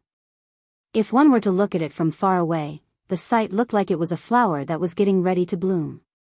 While the first 2 snakes had been stopped by the guan dao, the third snake had become like a fierce tiger, increasing in temperature as it traveled through the air towards the man. Just as the third fire snake was flying towards the middle-aged man, his right hand loosened its grip on the guan dao. The man gathered the wind saint force into his fist, and blew it out towards the fire snake. The fist made contact with the fire snake, causing a resonating crash. Dispersing into the air, the fire snake sent sparks flying throughout the night sky for a while before disappearing into the night. After blowing the fire snake apart with his fist, the man stopped his attack to glance at Mu Yu in astonishment as he cried out in alarm, "This is a battle skill, to think you actually knew one." No one had discovered that the man's right fist had actually turned bright red, and had even swelled up in size. Hearing what the man said, Jian Chen looked at Mu Yun with an amazed look. Jian Chen wasn't very familiar with battle skills, but he knew that they were a cultivational treasure within the Tianyuan continent. It was possible to increase one's strength multiple times with them, and were not things that ordinary people would be able to get their hands on. Jian Chen hadn't thought that the ordinary-looking mercenary like Mu Yun would unexpectedly have such an expensive item. Since battle skills were so rare and expensive, even great saint masters couldn't possibly possess them. Battle skills had both high and low points. Although this was the first time Jian Chen had left his home to travel in the Tianyuan continent, he had read many books in the library, and thus was not inferior in any way to some of the more experienced mercenaries in terms of knowledge. With his foresight, he could tell with a single glance that both Mu Yun's battle skills and cultivation methods were definitely top-ranked. This was because ordinary battle skills and cultivation methods were nowhere adequate enough to be able to produce material flames based on just Mu Yun's strength as a great saint. Chapter 78, Cruel Victory. Mu Yun smiled coldly and said, "You do know something after all." "That's right, this is indeed a battle skill." The man inhaled sharply as he looked at Mu Yun with a greedy expression. Battle skills were highly treasured on the Tianyuan continent, and aside from the clans that spanned across multiple generations and experts, no other ordinary cultivator would have won. Although some cultivators came across some battle skills by luck, such occurrences were very few in Tianyuan continent. If one didn't have a profound destiny and extreme fortune, then the chances of getting a battle skill were practically non-existent. Although the man was a middle Saint Master and was considered a strong expert in the boundless bandits, he still hadn't grasped a battle skill yet. Just the sight of one had him drooling. Unfortunately for him, his strength didn't reach the qualifications necessary to receive a battle skill from the bandits. The middle-aged man lightly moved his right fist, and felt a flash of burning hot pain. But he did not have any anger in his heart, and was feeling quite excited instead. With his knowledge, one look was enough to distinguish that the battle skill that Mu Yun had used was highly advanced. Although he was a wind attribute, this did not stop the man from desiring the fire-attributed battle skill at all. After all, battle skills were priceless treasures on the Tianyuan continent, and the stronger the skill, the more expensive it was. The gods have certainly been looking out for me today. Youngsters, your techniques will become mine. The man laughed loudly with extreme excitement. To him, both Jian Chen's secret speed technique and Mu Yun's battle skill would be easily taken and learned. How arrogant! You look too highly upon yourself. Mu Yun sneered. Raising his hand, the red sword immediately ignited as the flames lit up the night. Slashing at the man, the hidden aura of the sword spread out in every direction. However, the amount was so small that its aura was virtually undetectable. But for someone like Jian Chen who had a powerful soul, this faint aura could clearly be detected. The moment he had realized the source of the aura, his eyes widened in surprise. Seeing the sword bring forth a blatantly powerful pressure, the man sneered, "Brat, although you have a special battle skill, your strength is still far too weak." The moment the fiery greatsword made contact with the man's clothes, he disappeared into an after-image, causing Mu Yun's sword to swish into empty air. The instant the man disappeared from sight, Mu Yun's face hardened in concentration. Suddenly, an ear-piercing whistle of a blade could be heard coming from the back. Mu Yun instantaneously changed his sword into 3 giant snakes and made it fly behind him. While in mid-air, the 3 snakes fused together, and turned into an even bigger fire serpent. Clang! The sound of metal hitting something resonated through the air as the fire serpent engulfed both Mu Yun and his opponent. The collision had caused the fire to spread out in every direction for a few dozen meters. When the red ripple of energy swept past Jian Chen, their extremely hot temperatures caused Jian Chen's clothes to blacken from the heat. If it were not for the fact that his clothes were already damp from his blood, then his clothes might have spontaneously ignited into flames. In the brilliant blaze, both Mu Yun and the middle-aged man staggered backwards, the both of them looked haggard from the trade-off. Mu Yun's originally tidy hair had become messy, while his face had become pale in color. Even his fiery greatsword had started to lose a bit of its luster. As for the middle-aged man, while he had been enveloped by his wind-attributed saint force, his clean clothes had already started to show signs of burn spots. Both of his sleeves had already been blown apart. Because of the use of a battle skill, the fight between Mu Yun and the middle-aged man was on a much larger scale than the man's fight with Jian Chen. The blaze attracted both the mercenaries and bandits around them, causing both sides to immediately notice the fight out of the corners of their eyes. The moment they saw the radiant blaze, some of the mercenaries further away cried out in astonishment. Those are real flames. Unless one is an Earth Saint Master, it's impossible to summon flames out of nowhere. Could it be, that's a battle skill? Battle skill? It's a battle skill. So someone here knew a battle skill. Whether it was a bandit or mercenary, when they saw that Mu Yun possessed a battle skill, they all cried out in amazement. None of them could believe what they were seeing. Battle skills were extremely rare and expensive on the Tianyuan continent. Common mercenaries would normally live their lives without even once witnessing a battle skill. After their shocks wore off, every mercenary's and bandit's eyes started to fill with greed. Battle skills were what cultivators in the Tianyuan continent desired most. Their thirst for these skills far surpassed their desires for cultivation methods. Battle skills allowed one to increase their strength many times more than usual, so many people often fought to the death for these skills. Having a battle skill meant gaining an additional source of protection. Seeing the greed in their eyes, Jianchen couldn't help but to narrow his eyes.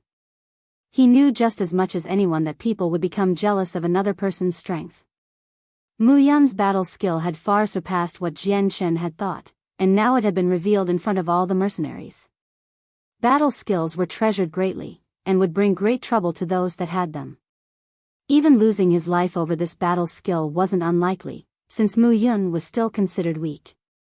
Right now, not only did Jianchen take comfort from Mu Yun, but he was also worried for his well-being. Although the two hadn't known each other for very long, and had only met due to chance, Jianchen knew that Mu Yun had fought the middle-aged man and revealed his battle skill for the sake of rescuing him. Looking at Mu Yun fervently, the man laughed. "What an amazing battle skill. You even managed to block an attack that contained all my power as a great saint." He paused for a while before sneering once more. "However, you could only temporarily block my great saint attack with the aid of the battle skill. Ultimately, it's not your own strength. I wonder how long you can last." After talking, he lifted his Guan Dao high into the air. Just as he prepared to slash down onto Mu Yun, another strong source of energy suddenly came flying over from the distance. Feeling the source of energy, the middle-aged man grew joyous. He assumed that it was from the experts that the mercenary captains were trying to kill but failed, and his comrades were now coming to provide assistance for him. Arriving from the far-away shadows, a few figures were running towards them at a rapid pace. In a few moments, the figures suddenly came into everyone's line of sight. The moment everyone could clearly see who they were, all the mercenaries cried out in joy. The captains! The captains came back! Captain Lang Tian, the captain came back victorious. There's Captain Xia Ho as well, they killed the experts of the boundless bandits. Lit up by the intense blaze nearby, everyone could see that the 5 returning members had wounds of all sizes on them. Their clothes were drenched with blood, and some of them were even carrying corpses over their shoulders. Hearing the shouts from the mercenaries, the middle-aged man and the other bandits all turned unsightly. Immediately, the man turned his head and stared at the returning Xia Ho and his men with a look of disbelief. Just how were you able to return alive?" The man asked in disbelief as he swallowed some saliva nervously as he tried to get the words out. The middle-aged man knew that their return indicated that his bandit group had already faced imminent disaster. Otherwise, the ones returning would have been his own faction's experts, not the mercenary group's people. The man's words caused all 5 members to look at him. Immediately, the 5 slowly put down the bodies they were carrying and glared at him with powerful murderous intent. Feeling the killing intent of the 5, the middle-aged man's heart raced. Without hesitation, he opened his mouth to say, "The situation is looking bad, everyone retreat." Without even finishing his sentence, the middle-aged man had already dismissed his Guan Dao and used his fastest speed to run away. Although the 5 mercenaries were all somewhat injured, a starving camel was still bigger than a horse. With 5 people, the middle-aged man had no hopes of winning. The moment the man had started to move, 2 of the 5 mercenaries immediately chased after him. Hearing the man's earlier words, the bandits all started to give up the fight and scattered in all 4 directions. "Kill! Don't leave a single one alive." Hearing that one command, all of the remaining mercenaries immediately sprung to follow it, and began to chase down the fleeing bandits. The mercenaries hated the boundless bandits down to their very bones, so they would have never let the bandits run off that easily. With their experts all dead and the only capable member running away, all of the bandits immediately focused on running away. All of their fighting spirit had practically been wiped out. On the other hand, the mercenaries had their courage bolstered after their captains had returned alive after defeating the experts from the boundless bandits. Even the ones who were exhausted had suddenly gained a new spurt of energy and did everything they could to chase and kill the bandits. The sounds of slaughter rang through the night, but it quickly became peaceful once more as the remaining 3 mercenary experts led the mercenaries and killed the majority of the bandits. Only a few of the really fast ones had managed to run away with their lives. Victory! We've won. The boundless bandits were beaten by us. We've beaten the boundless bandits. Once the battle came to a close, the remaining mercenaries all started to cheer loudly. The boundless bandits were a great nightmare to the mercenaries, the personification of the gods of death that couldn't be beaten. Beating the boundless bandits was definitely an achievement they were extremely proud of. Chapter 79. Picking up the pieces at that moment, 2 shadowy figures came running back, only to stop in front of a group of mercenaries. These were the mercenaries that had chased after the middle-aged man. The 2 males looked to be around 30 or 40 years old. Both of their faces were covered with blood and their bodies were filled with wounds which dyed their clothes scarlet with blood. However, while their faces were pale from their fatigue, their eyes were still full of vigor. Seeing the 2 come back empty-handed, it was clear that the middle-aged man had escaped. AI, that guy has a wind attribute, so he had an advantage over us in speed. Although our strength was better than his, in our current condition, we weren't able to chase him, so he escaped in the end. One of the 2 said, his voice was brimming with regret. Forget it, if he ran, he ran. I didn't think we'd run into the boundless bandits, no wonder they were so strong. If it weren't for our mysterious benefactor in the shadows, then I'm afraid we wouldn't have been able to come back. For him to save our lives, he is definitely a trusted person. An older person said as he stood next to the brilliant flames. Already his skin was starting to look a little tanned. Hearing the man talk, the other mercenaries who had returned after killing some bandits all were stunned. From their faces, all of them had some joy but some still had some lingering fear. Captain Lang Tian, are you okay? A mercenary went up to the man and asked with a worried tone. The newly named Lang Tian slowly looked down on the various wounds before shaking his head. I've some wounds, but nothing that'll kill me. He looked at the few mercenaries around him before sighing. With a sorrowful voice, he said, it's a shame, Yun Bai Mu, the captain of the Desert Shadows mercenaries was killed by the experts of the boundless bandits. Hearing the announcement, many of the mercenaries started to grieve, especially the mercenaries of the Desert Shadows. It was a heavy blow to their mood, however, for travelers of the Tian Yuan continent, seeing someone die was an experience many of them were used to. After a small period of mourning, many of the mercenaries had already become peaceful once more. My comrades, although we managed to beat back the boundless bandits, this was only just a small group. If we were to come across a larger group or even their elites, then we will die on the road. So we cannot afford to stay here for long. Hurry up and dress your wounds and bury our dead brothers. We will have to leave immediately afterwards. Lang Tian announced. Each mercenary immediately got to work by helping each other bandage their wounds and applying herbal medicine. Those who were healthier and less injured went to help dig holes and transport the bodies. Everyone set themselves to do their tasks in silence. No one talked at all, and as each mercenary did their own thing, the atmosphere was incomparably heavy.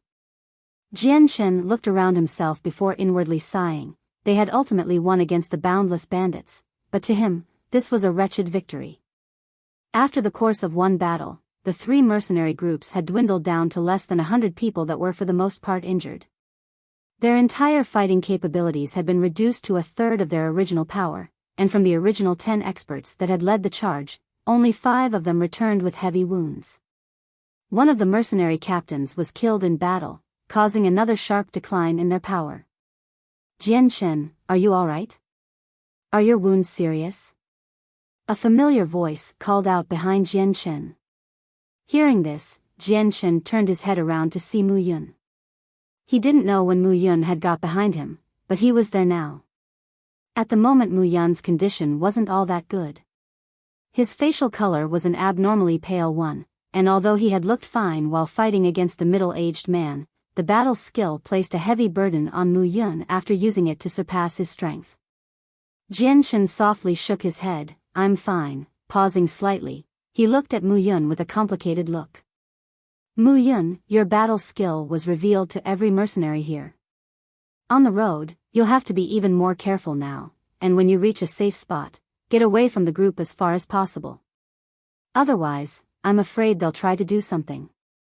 Mu Yun looked around at the busy mercenaries. Jian Chen, I thank you for your concerns, I'll be careful from now on. Although he had said that, Mu Yun's expression did not look at all concerned at the people around him. When it came to mercenaries, Mu Yun did not see them as a challenge at all. Taking note of Mu Yun's unconcerned stare, Jian Chen was slightly amazed. Despite the strength Mu Yun had shown during his fight, Jian Chen didn't think would be able to protect himself within the group. Mu Yun took out a white jade bottle from his space ring and held it towards Jian Chen. This is a top-notch healing medication, drink it and heal yourself up. Thanks. Jian Chen didn't decline his offer and took the bottle from him. Don't worry about it, I'm going to treat my own wounds first and then go help the others. Mu Yun waved before walking away from Jian Chen. 2 hours later, everything was in order as all the dead mercenaries were buried while ignoring the corpses of the boundless bandits. The mercenaries hated the boundless bandits even after they died, and so they wouldn't bother to pay their respects by burying their bodies. During those 2 hours, Jian Chen had casually treated his wounds and already swapped out the bloody clothes from his fight with the middle-aged man with a new set.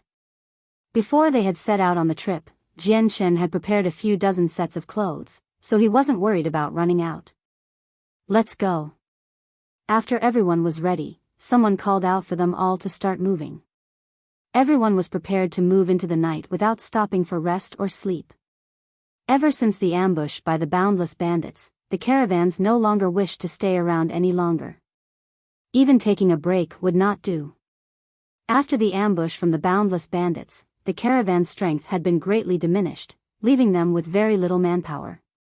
Since many members of the boundless bandits had escaped, if they were to bring back a bigger unit to attack them, then the caravan would not be able to survive, let alone think about trying to reverse such an abysmal situation.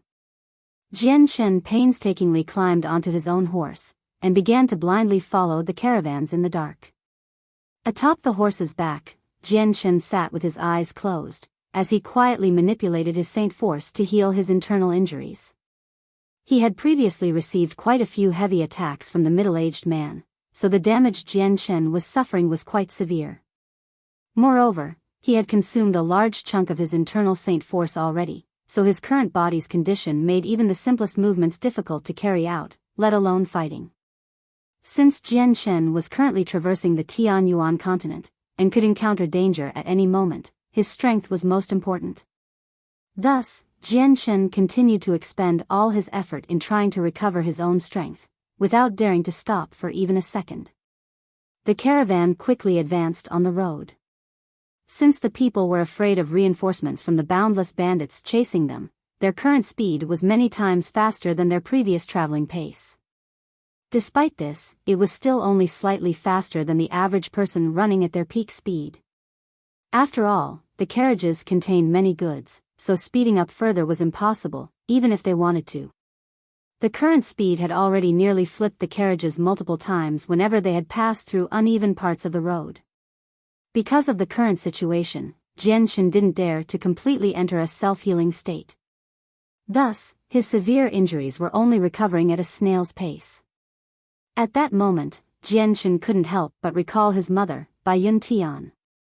He still clearly remembered that time a few years ago when he had injured his third brother, Changyangku. Biyao Tian had unexpectedly healed his injuries as if it were the easiest thing in the world, without leaving a single scar. If there was a Radiant Saint Master at the scene right now, the internal injuries within his body would have probably recovered faster. Unfortunately, Radiant Saint Masters were really too rare, and their statuses were highly esteemed. With the strengths of the 3 mercenary groups currently present, there was absolutely no way they could have invited a Radiant Saint Master. Just as Jian Chen had thought of Radiant Saint Masters, a divine light suddenly flashed within his mind. Immediately, he opened his previously closed eyes, and in that instant, a bright ray of light seemed to shoot out from his eyes in amazement, dying out immediately afterwards. That's right, I can sense light Saint Force, and even gather it. I wonder if I can control the light saint force like a radiant saint master would, and be able to heal my own wounds. Jian Shen pondered this furiously. When he recalled the possibility that he would be able to control light saint force just as radiant saint masters could, his heart momentarily surged from the excitement, and was uncontrollably delighted at the thought.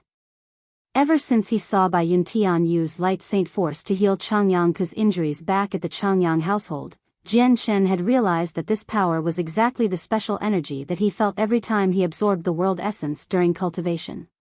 At the time, Jian Shen had really wanted to test and see if he could control the light saint force. Unfortunately, due to the various situations that had occurred since then, he never got to try testing his thoughts. Afterwards, this thought had gradually been pushed further and further back into his mind, and he had forgotten about it until just now. Chapter 80, Blue Wind Kingdom. Jian Shen took a deep breath and slowly tried to control the emotions in his heart. After he had calmed, he immediately closed his eyes and began to cultivate the world essence around him. However, there was a difference between the time he had absorbed world essence in the past compared to now. Jian Shen was able to differentiate the special energy from the world essence and absorb that specific energy into his body. Although in theory this was rather simple, it required an extremely strenuous amount of effort when put into practice. However, to Jian Shen, who had practiced how to use his soul, this wasn't that hard. It would only require more concentration than usual. To the Jian Shen who was strong in spirit, he could detect the special energy mixed in with the world essence. Aside from radiant saint masters, no one else would be able to detect it. After he had detected the special energy, he immediately used his soul as a vacuum to wildly bring the special energy towards him. As it gathered, Jian Shen absorbed it into his body. Jian Shen understood that once the special energy had condensed to a certain degree, it would emit a faint white glow. To prevent this from happening, Jian Shen absorbed the energy extremely slowly, almost at a snail's pace. After Jian Shen absorbed the special energy into his body, a reinvigorating sensation immediately spread throughout his body. It traveled so quickly that Jian Shen felt as if a ball of warmth had enveloped him. Being bathed inside with this pleasant sensation, Jian Shen's face let loose an expression of satisfaction. When the special energy fused with Jian Shen's serious injuries, they started to heal at an extremely fast rate, so fast that Jian Shen was flabbergasted and couldn't believe his eyes.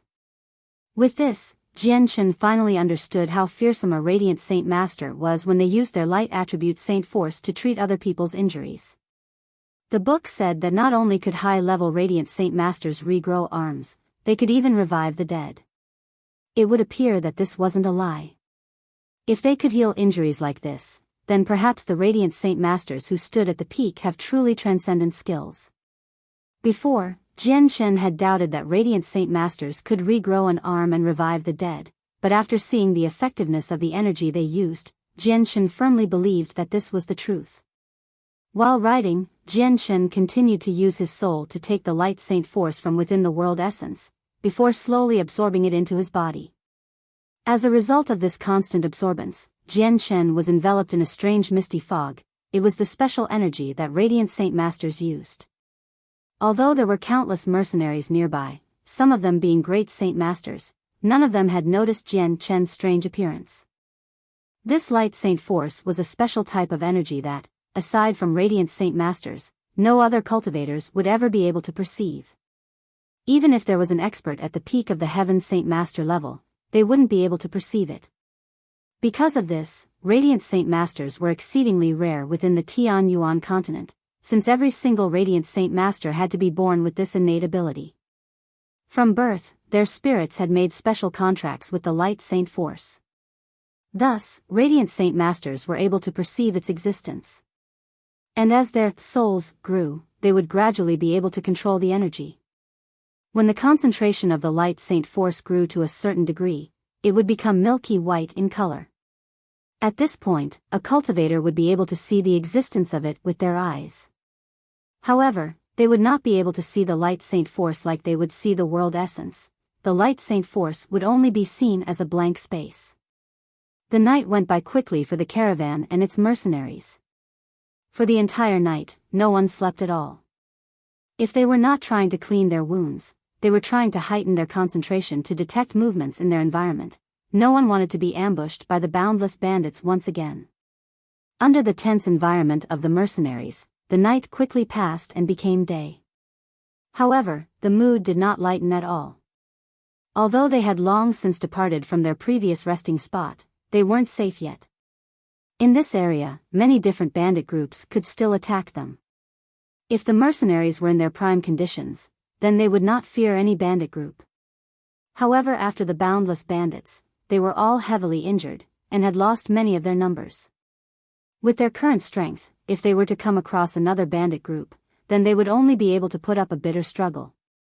Although they knew that abandoning some of their goods would help them stay alive, the things that they were delivering were quite precious.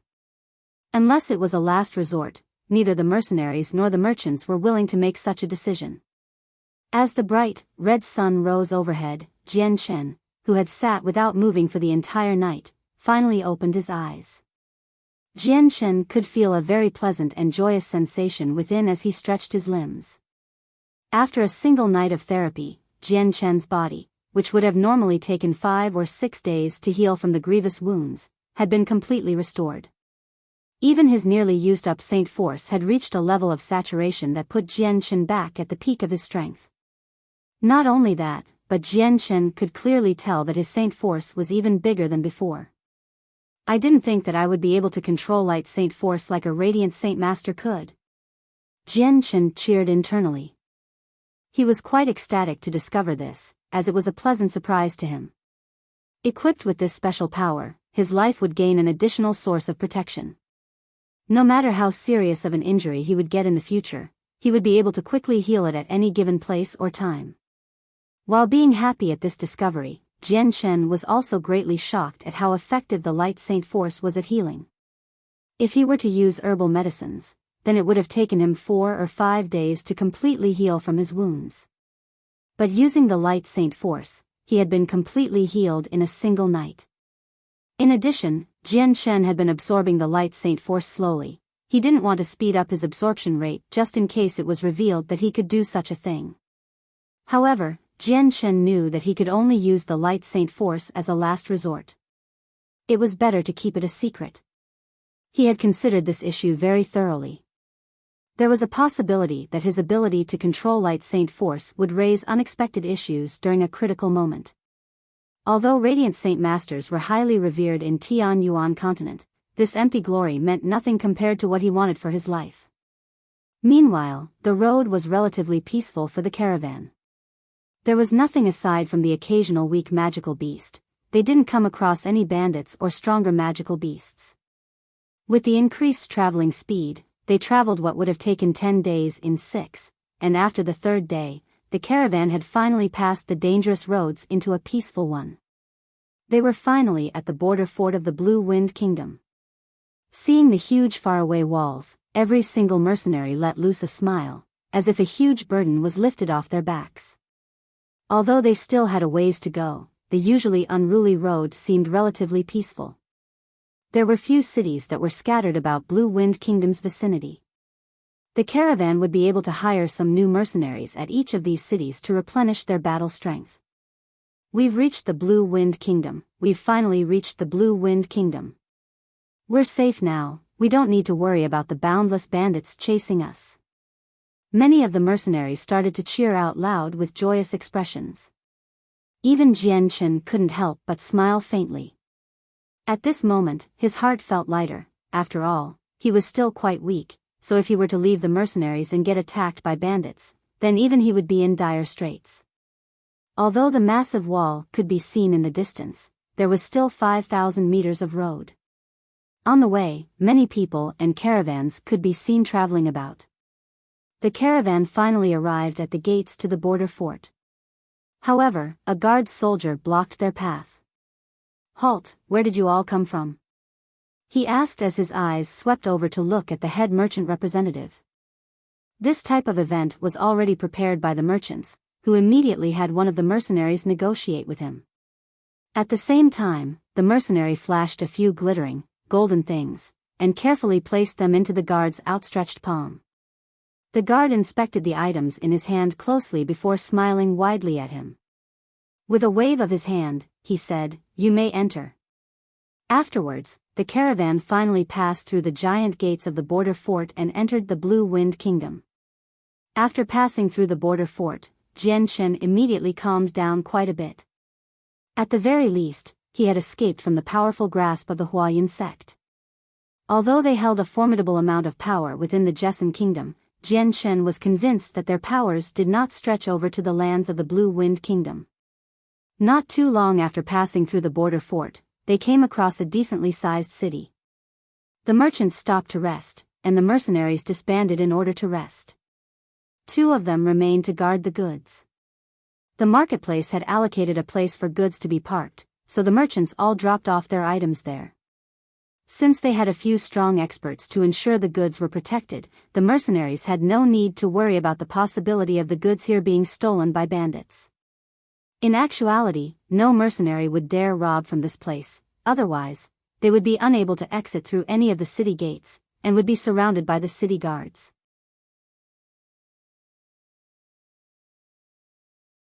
Chapter 81, Zim Zam Zupiti Wu. After storing away the merchandise, the mercenaries went off to enjoy their free time, and the merchants went to reorganize their military strength.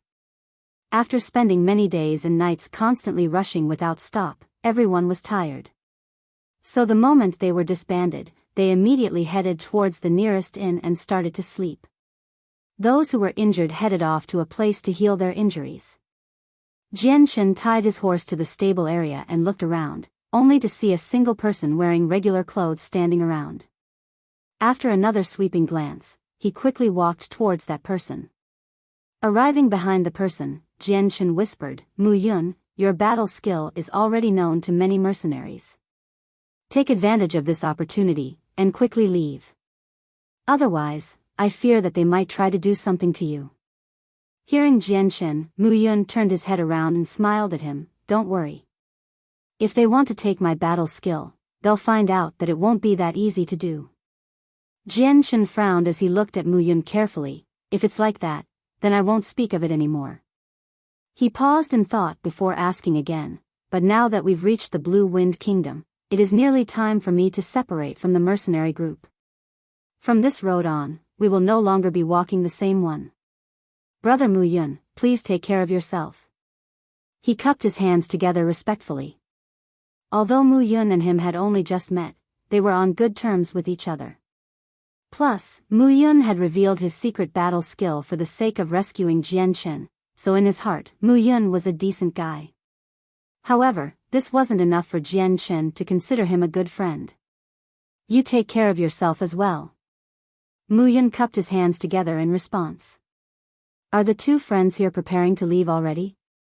"Everyone is exhausted, and so we've prepared a top-rated restaurant for everyone to enjoy. It'd be better to come eat and drink with everyone first." At that moment, a deep voice spoke out towards the other 2. Mu Yun and Jian Shen turned around to see an older man who had a smile adorned on his face. Seeing the man, Jian Shen was a little stunned, but he quickly regained his composure. Cupping his hands in respect once more, he said, "This one greets Captain Lang Tian." Over the past few days, Jian Shen had become familiar with the 3 mercenary groups.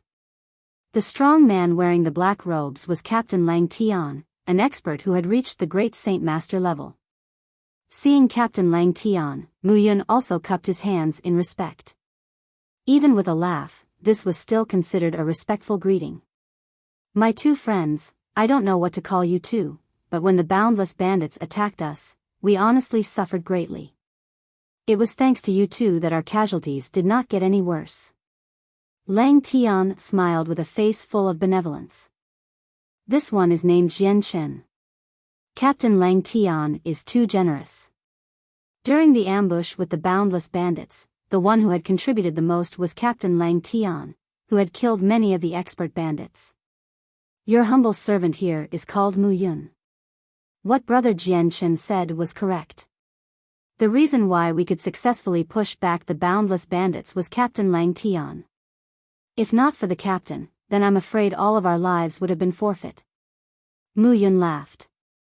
Hearing Jian Chen and Mu Yun, Lang Tian's eyes flashed with a brief moment of shame before he quickly concealed it.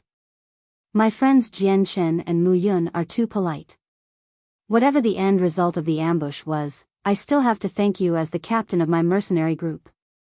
For the past few days, everyone had been so worried about the boundless bandits overtaking us, so we've been spending day and night traveling as much as possible and sacrificing sleep. We've really placed a burden on the two of you. I've already prepared a great feast. It would be great if we were to all eat together with joyous smiles. Afterwards, we can all rest well for a few days and heal from our wounds. All right then, after eating rations for the past few days I've almost forgotten what meat tastes like. I was just about to prepare myself to gorge on a great meal, but since Captain Lang Tian has already prepared a feast, I can save my meal money.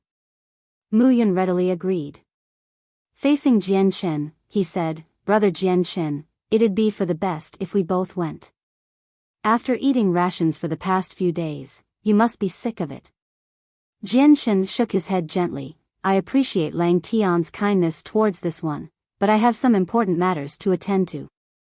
I will have to leave immediately and won't be able to accompany everyone. If I have offended Captain Lang Tian, I beg for forgiveness. Lang Tian looked regretful at that, but he didn't continue to try and persuade Jian Chen into staying. Cupping his hands together, he said, if Brother Jian Chen has some important matters to attend to, then this one won't hold brother up any longer from his business. After Jian Chen bid farewell to Lang Tian, he immediately left the area. Now that he had separated from the mercenary group, he no longer had any responsibilities. If he wanted to leave, he could leave without notifying anyone. After Jian Chen had left, the black-robed Lang Tian and a few other mercenaries were quietly discussing something within the room of a restaurant. Caleb, you're sure this mercenary named Mu Yun has a battle skill? Said a white-robed elderly man right next to Lang Tian. He had a head of long black hair that trailed behind his head. His face was bronze in color and had many fierce-looking wounds on it. Since there was still blood on some of his wounds, one could tell which wounds were new and which were old. Yes, Captain Bai Fei Yun. When the mercenary called Mu Yun used his battle skill, many people around had seen it, so this information is definitely not false. Caleb replied. That's correct, Captain Bai Fei Yun, Captain Lang Tian. Everyone that survived the ambush can testify this. What Mu Yun used was definitely a battle skill, and it was actually a highly advanced one as well. Another mercenary said. Originally this was an important matter that the mercenaries should have reported earlier. Unfortunately when they were ambushed by the boundless bandits, the battle skill was the last thing on their minds, since their lives were more important. Even if they were to learn the battle skill, if they weren't alive to enjoy it, it would be completely pointless in the end. Moreover, the current situation was different. Since they had entered Blue Wind Kingdom, they were temporarily safe. Now, they could mention the battle skill that Mu Yun had. Although the mercenaries were all in the same group, life on Tian Yuan continent was extremely cruel. Even these mercenaries would try to forcibly take an item they were jealous of, just like the boundless bandits had. Such circumstances happened all the time in Tian Yuan continent. Hearing these two mercenaries talk, all the other mercenaries in the room frowned. The white-robed man looked at Lang Tian and said, Captain Lang Tian, what do you think about this situation? Lang Tian knit his brows together in contemplation before slowly opening his mouth. I am sure Mu Yun knows that his battle skill has been leaked to all of the mercenaries. But what I don't understand is that with his great saint strength, why did he not run away at the first chance he had when he knew that his battle skill was leaked? Could it be that he believes we won't make a move against him? Taking a step back, even if he trusts us, could it be that he isn't worried about us trying to force the battle skill out from him? This would bring him an endless amount of trouble, possibly to the point of losing his life. Lang Tian analyzed. Although he looked to be a straightforward person, he certainly wasn't a stupid person. So that means either the mercenary called Mu Yun is just some mindless idiot, or he is relying on some type of support that makes him so fearless. The white-robed middle-aged man muttered to himself. Hearing this response, Captain Lang Tian asked, I was previously in contact with Mu Yun. In my opinion, Mu Yun isn't a mindless idiot. He's a veteran mercenary that has experience. How could someone like that commit such a fatal mistake? Does anyone know where that Mu Yun came from? The white-robed middle-aged man continued. That Mu Yun joined us midway, and is of the same occupation as us. I don't know the exact details though. After all, almost all solo mercenary planning on a long journey will join a caravan, and guarantee that the trip will go smoothly. We can't really question people like that. A middle-aged man responded. He wore a long, cyan robe, and his face was slightly pale. If Jian Shen were here, he'd immediately recognize that this man was the one who had agreed to let him join the caravan back in Jessen Kingdom. The mercenaries in the room all grew silent. After a while, one of the mercenaries finally couldn't hold back anymore, and said, "Captain, are we doing it or not? If we succeed in obtaining this battle skill, then we'd gain quite a bit of wealth. Even if we don't use it ourselves, we can sell it. Considering how precious battle skills are in Tianyuan continent, we can definitely get a sky-high price for it. After all, this battle skill is of a pretty high quality. Captain, why don't we put our all into this fight?" Another mercenary said, an eager light constantly pulsing within his gaze. Captain Lang Tian frowned, however he didn't immediately reply either.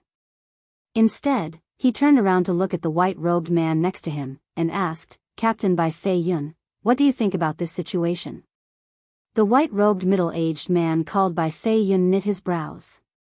A light flashed in his eyes, and it seemed as if he was hesitant to reply. After contemplating for a while, Captain Bai Fei Yun finally said slowly, "Captain Lang Tian, I'm sure that you still remember the battle we had against the experts from the Boundless Bandits a few days ago, and how at the end, a mysterious expert secretly aided us, right?" He said in a serious tone. Hearing Captain Bai Fei Yun's words, the expressions of a few of the mercenaries that hadn't known the situation clearly changed. Aside from the 5 that had returned, nobody else knew about what had happened earlier. Originally, these mercenaries had naturally assumed that the experts from the Boundless Bandits had been killed by their own elite captains. However, it seemed that the circumstances were completely different. Captain Lang Tian was slightly moved by this, and said in a voice heavy with emotions, "Of course I remember. If that mysterious expert hadn't helped from the darkness, I'm afraid that we wouldn't have survived the ordeal."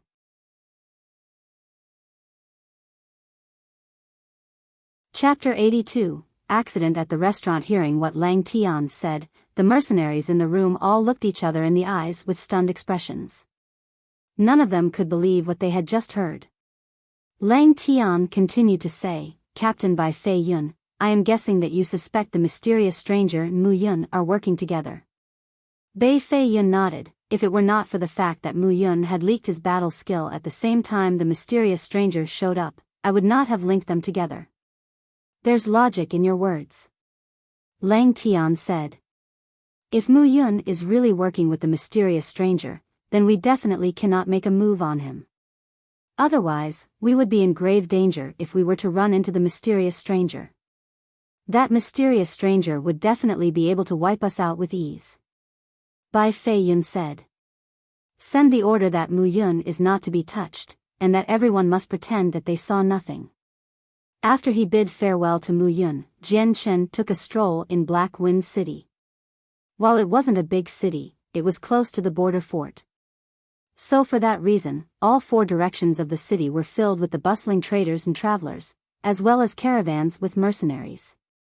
After arriving not too far away from the mercenary union, Jian Chen walked into a nearby restaurant since it had been a long time since he had last eaten meat. He had been rushing for so many days that the taste was almost forgotten to him. After eating and drinking to his heart's content, Jian Chen was led to his room by a waiter. Sitting on the bed, Jian Chen took out some Class 1 monster cores in order to cultivate. Right now, Jian Chen didn't want to waste any time and cultivate slowly. He wanted to use every single monster core to help him cultivate, to help him grow so strong that even the Huayun sect would be afraid of him. Then he would be able to return to his family with pride. Although he could secretly sneak back without the Huayun sect noticing, Jian Chen was too prideful for that, so he wouldn't do such a thing. The energy within the monster cores was rapidly being drained away at a frightening speed and being absorbed into every single pore of his body.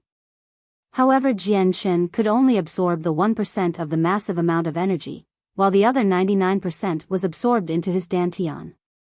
The two glows inside his dantian were like bottomless pits that absorbed all of the energy without a single change. When it came to his dantian, Jian Shen couldn't do much since it wasn't under his control. Although the two glows within his dantian were taking up all of the energy, what made Jian Shen happy was that his absorption speed was much faster than before. Even his cultivation rate was slightly faster, which comforted Jian Shen just a bit. During the next morning, the rays of the sun shined down onto the ground as Jian Shen woke from his cultivational slumber. The Class 1 monster core he was holding in his hand was completely devoid of energy. He couldn't help but to laugh bitterly. This consumption rate is too much. I've used up 50 Class 1 monster core in a single night. Even if I still have a few monster cores left within the space ring, I'll be all out in 10 days at this rate. Jian Shen got off of his bed and moved his feet about. Afterwards, he walked up to the window and looked out at the constant stream of people walking about the main street. He murmured to himself, cultivation definitely cannot be stopped. But if I don't have any monster cores and just rely on absorbing the world essence, the cultivation speed will only be 10% of the normal speed, an undesirable result. It looks like I'll have to think of a way to replenish my monster cores. Jian Shen walked out of the room and went to the restaurant's lower floor to look for an empty table to sit at. "Customer, what would you like to order?" A cordial waiter welcomed Jian Shen with a smile as Jian Shen sat down in his seat. A plate of stir-fried flour tiger meat, as well as any 2 side dishes. "I also want a bowl of white rice." Jian Shen casually ordered a few dishes. "All right. Customer, please wait for a bit." Sitting at the table in boredom, Jian Shen casually looked around the restaurant. It wasn't that large, and within Black Wind City, it could only be qualified as middle-sized. However, it was currently breakfast time, and quite a few merchants and mercenaries had gathered within the restaurant to eat. The majority of the 30 to 40 tables had been filled, only 5 remained open. The restaurant was extremely noisy, as quite a few mercenaries were speaking loudly to each other, without any consideration for those around them. "Customer, your food has arrived." Without giving much time for Jian Shen to wait, the waiter quickly brought over the dishes that Jian Shen had ordered, and carefully placed them on his table. While Jian Shen ate breakfast, he also listened in on the idle gossip from the surrounding mercenaries. Although the restaurant was extremely chaotic, the mercenaries gathered here had all traveled extensively, and quite a bit of interesting, up-to-date matters could be learned from their words. At this moment, a few mercenaries walked into the restaurant. There was a total of 5 men, 3 of them looked like 20 to 30-year-old youths, while the other 2 looked like 40-year-old middle-aged men. They wore the same cyan-colored robes, and identical silver-colored emblems in front of their chests. All of them were from the same mercenary group, and judging by their emblems, the group wasn't of a low level either. 5 people entered the restaurant together. They all looked around for seats, however it was currently the peak hours, and all of the restaurant's tables were already filled. There were no available spaces left. Such bad luck, to think that there are no more seats. A slim, frail youth wearing a cyan-colored robe cursed. A youth stood on one side, his gaze sweeping across the restaurant. It finally stopped on the table that Jian Shen was currently occupying by himself, and he laughed. "Gone ho, who said there aren't any more spots? Look, isn't that a free table right there? Even though it'll be a bit crowded if we all cram into a single table, it's not impossible." Aside from Jian Shen, there were still quite a few people occupying tables alone. However, that group of people could tell the others were not people they could pick fights with. Only Jian Shen appeared to be completely powerless. Thus, the youth's attention naturally locked onto Jian Shen. The people's gazes all gathered onto the white-clad Jian Shen. After noticing that Jian Shen's appearance didn't look over 20, they smiled evilly. Afterwards, the 5 walked in together.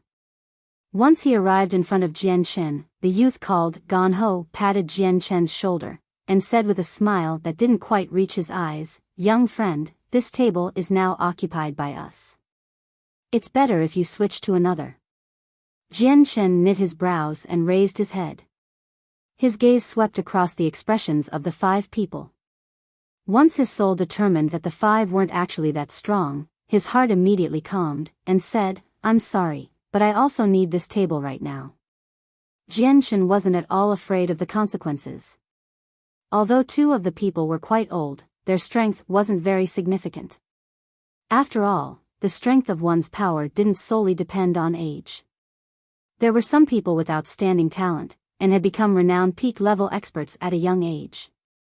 On the other hand, some of the more mediocre people would spend their whole lives unable to condense spirit weapons and overcome the threshold to becoming a saint.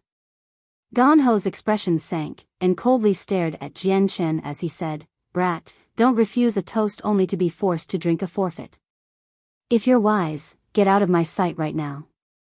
Although Jian Chen's situation was naturally drawing the attentions of others in the restaurant, however, such things happened quite often on Tianyuan continent, and wasn't anything new. Therefore, everyone watched the situation unfold, as if watching a show, and had no intention to help out.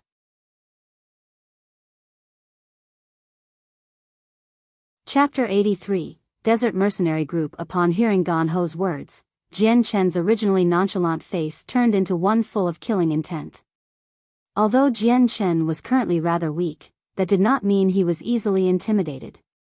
Gingerly putting down his chopsticks, Jian Chen's lips moved slowly as he spoke, "With your paltry numbers, you don't have the right to make me move from this table." Gan Ho looked stunned at this answer for a moment before sneering at Jian Chen coldly. There was a hint of undisguised killing intent within his eyes. It appeared that Jian Chen didn't know what mercy was when it was given to him. Gan Ho wouldn't mind teaching him a lesson. To Gan Ho, Jian Chen's weak appearance along with his young age made him look like someone who wasn't an expert.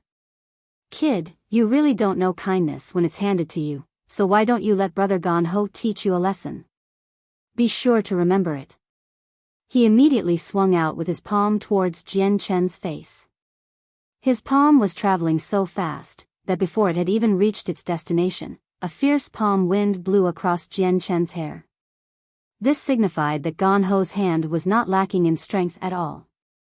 Jian Chen's eyes flashed dangerously as his right hand grabbed onto the chopsticks and stabbed into Gan Ho's outstretched palm. Jian Chen's right hand moved so fast that no one could see his movements. Before Gan Ho could even react, Jian Chen's right hand had already made contact with Gan Ho's palm. All people could see was Jian Chen's chopstick stabbing deeply through Gan Ho's palm, piercing through it as easily as if it were a hot metal knife cutting through butter. Ah! The intense pain from his palm caused Gan Ho to cry miserably as he held his injured hand. His screams echoed throughout the restaurant, causing everyone to hear him clearly. Immediately afterwards, the restaurant was filled with gasps of shock. What happened was very different from what they were expecting, causing everyone to look at Jian Chen in surprise. However, those who were slightly more discerning saw Jian Chen use a single chopstick to stab through Gan Ho's hand. Their faces became heavy and hardened. The following looks towards Jian Chen also slightly changed. Quite a number of them carried deep shock. To use a flimsy wooden chopstick to stab someone's hand, just how strong did someone have to be to do that? At the very least, no one in the restaurant would be able to perform such a feat immediately after stabbing Gan Ho. Jian Chen's right leg lashed out and connected with Gan Ho's chest. The kick had sent Gan Ho's weak body flying back 3 meters before he crashed into a table and pitifully fell to the ground. The mercenaries who had been sitting at that table quickly left the area to avoid getting involved. Although Jian Chen did not seem old, the strength he demonstrated, as well as the vicious way he had dealt with things, intimidated many people in the restaurant. After this display, the few mercenaries who were eating at that table naturally didn't dare to offend Jian Chen over such a small matter. Seeing Gan Ho's end, the 4 other mercenaries that came with Gan Ho immediately looked on with disbelief.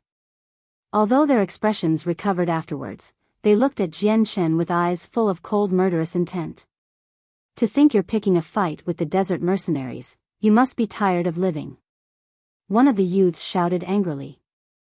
A giant sword appeared in his hand, and he immediately shot towards Jian Chen. Jian Chen gave a hidden smile, then snorted quietly.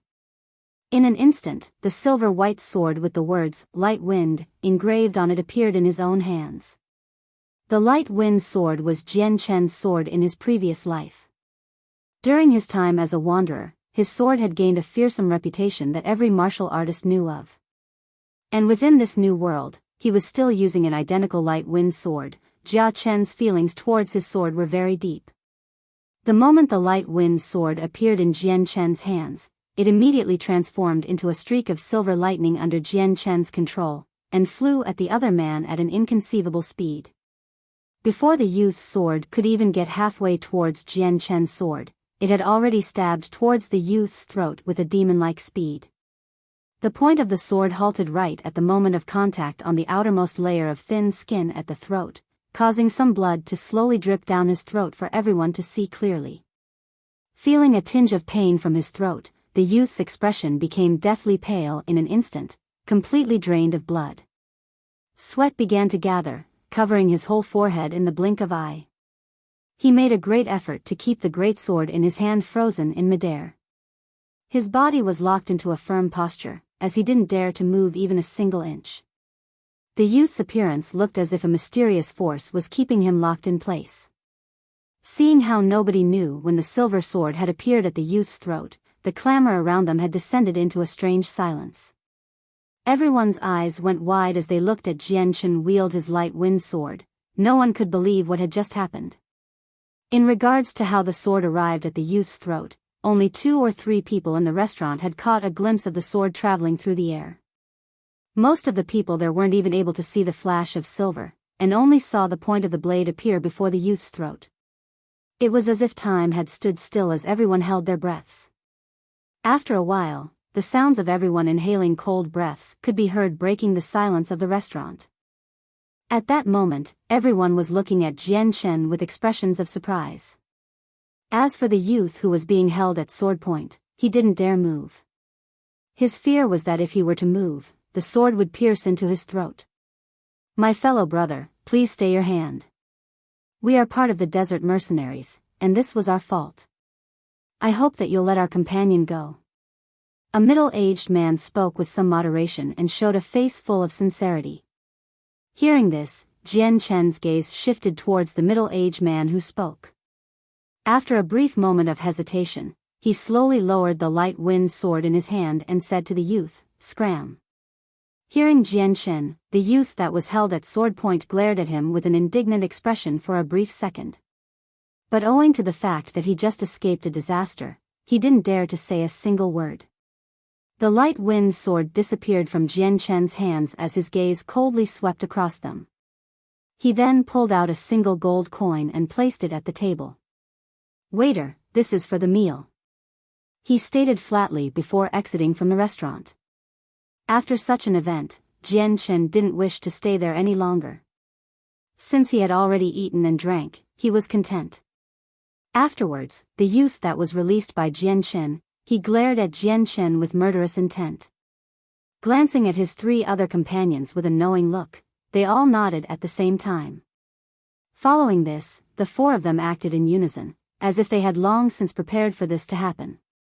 They all summoned their saint weapons and immediately charged at Jian Chen from different positions, aiming towards several vital parts on Jian Chen's body at the same time. Hearing the sounds of activity happening behind him, Jian Chen's eyes narrowed as he started to leak an intense killing intent from within his eyes.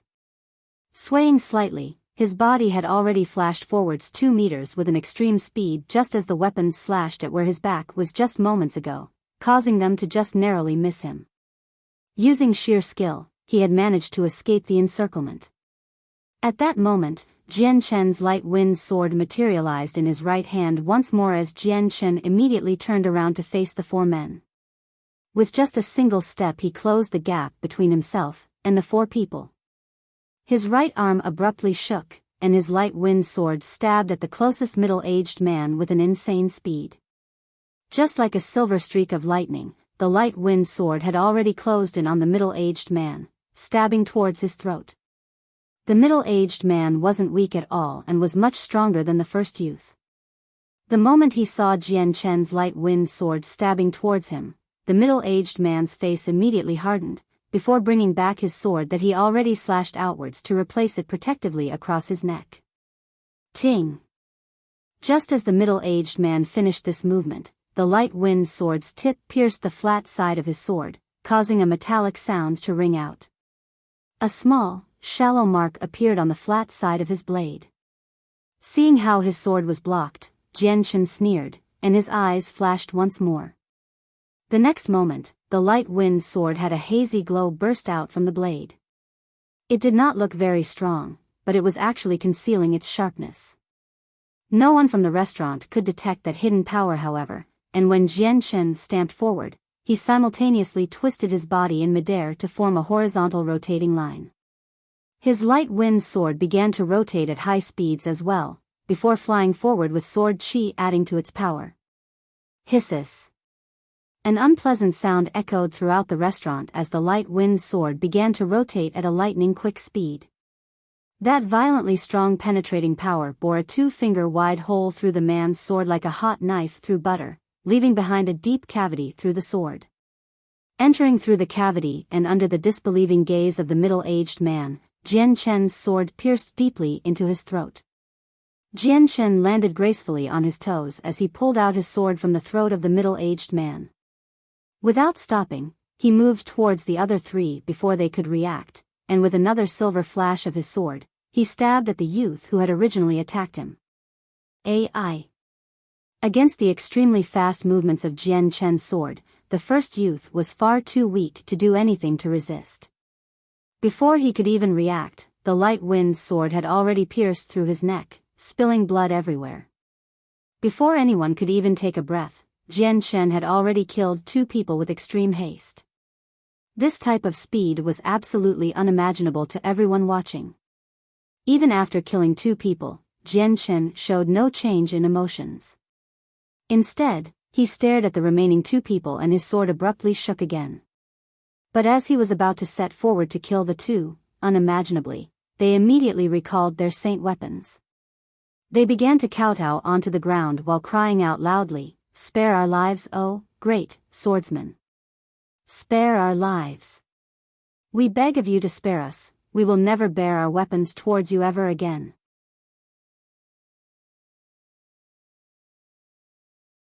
Chapter 84. Wake City. Seeing the 2 remaining mercenaries act in such a way, everyone in the restaurant looked on in shock. Not long after, their expressions changed to a just as expected attitude.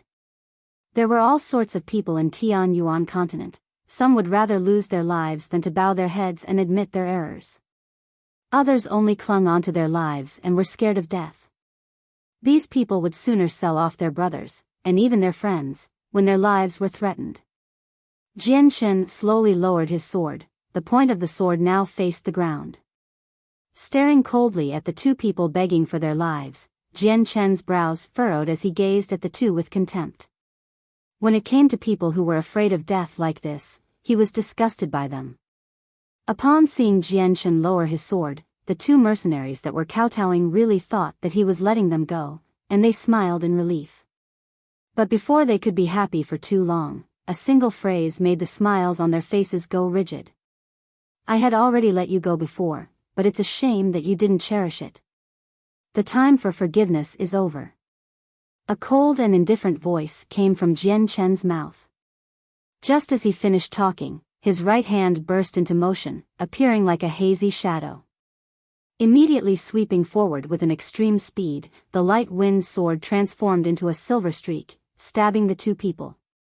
The light wind sword moved so fast that the 2 people didn't even get a chance to react. Slashing gently across their necks, small lacerations could be seen, and large amounts of blood began to pour out, dyeing their necks red.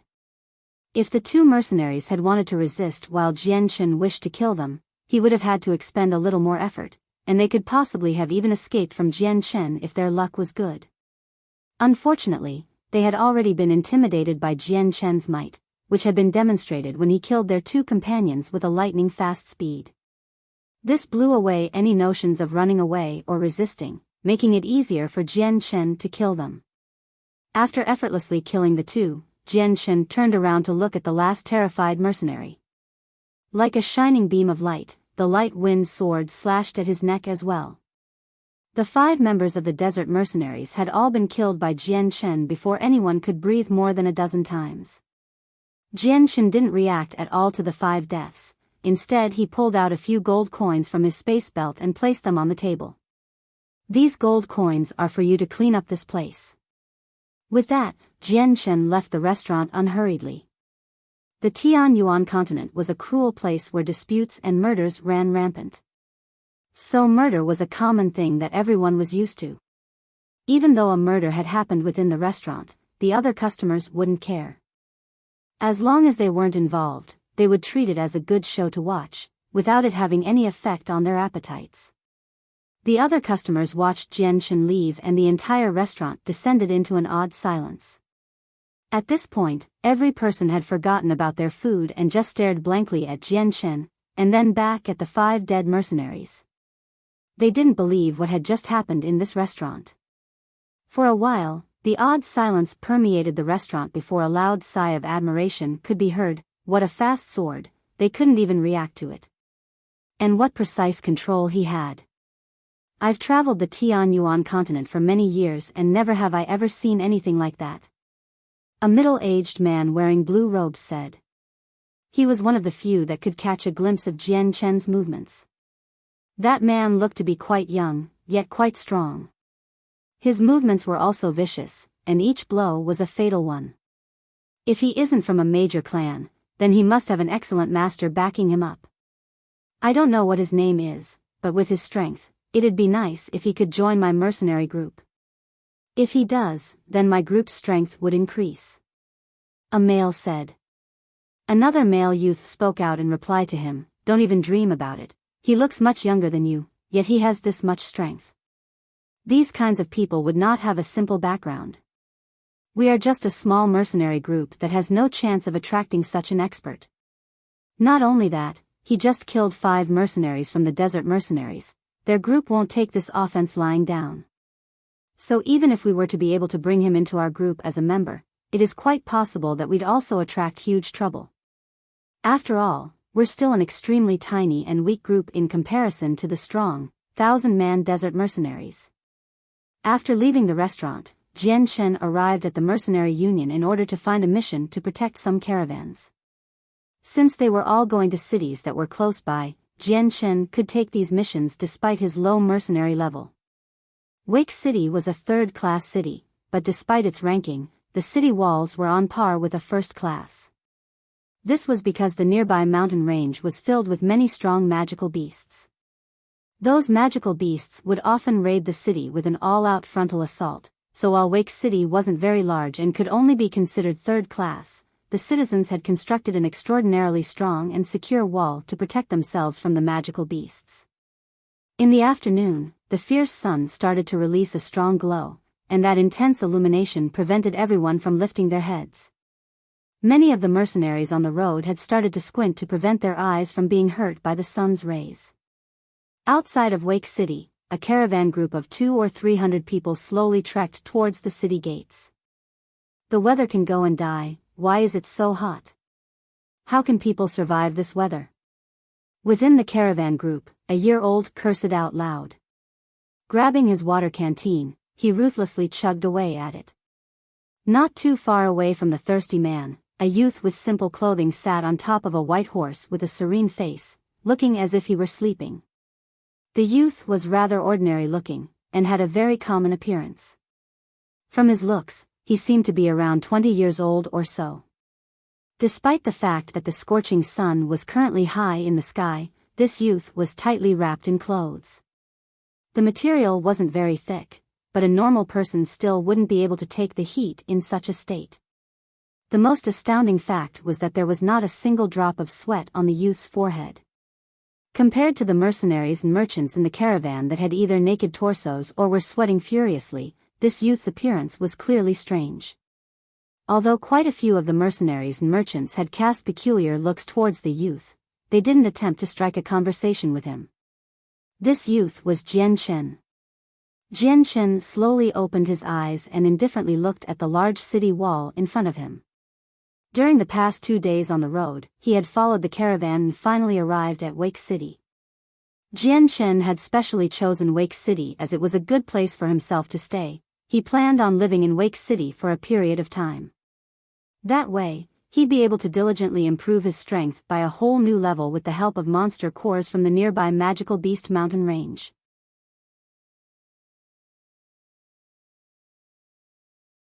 Chapter 85. Going alone into the Magical Beast mountain range. After successfully escorting the caravan to Wake City, Jian Shen left the caravan and headed straight towards the Mercenary Union to register the completed assignment.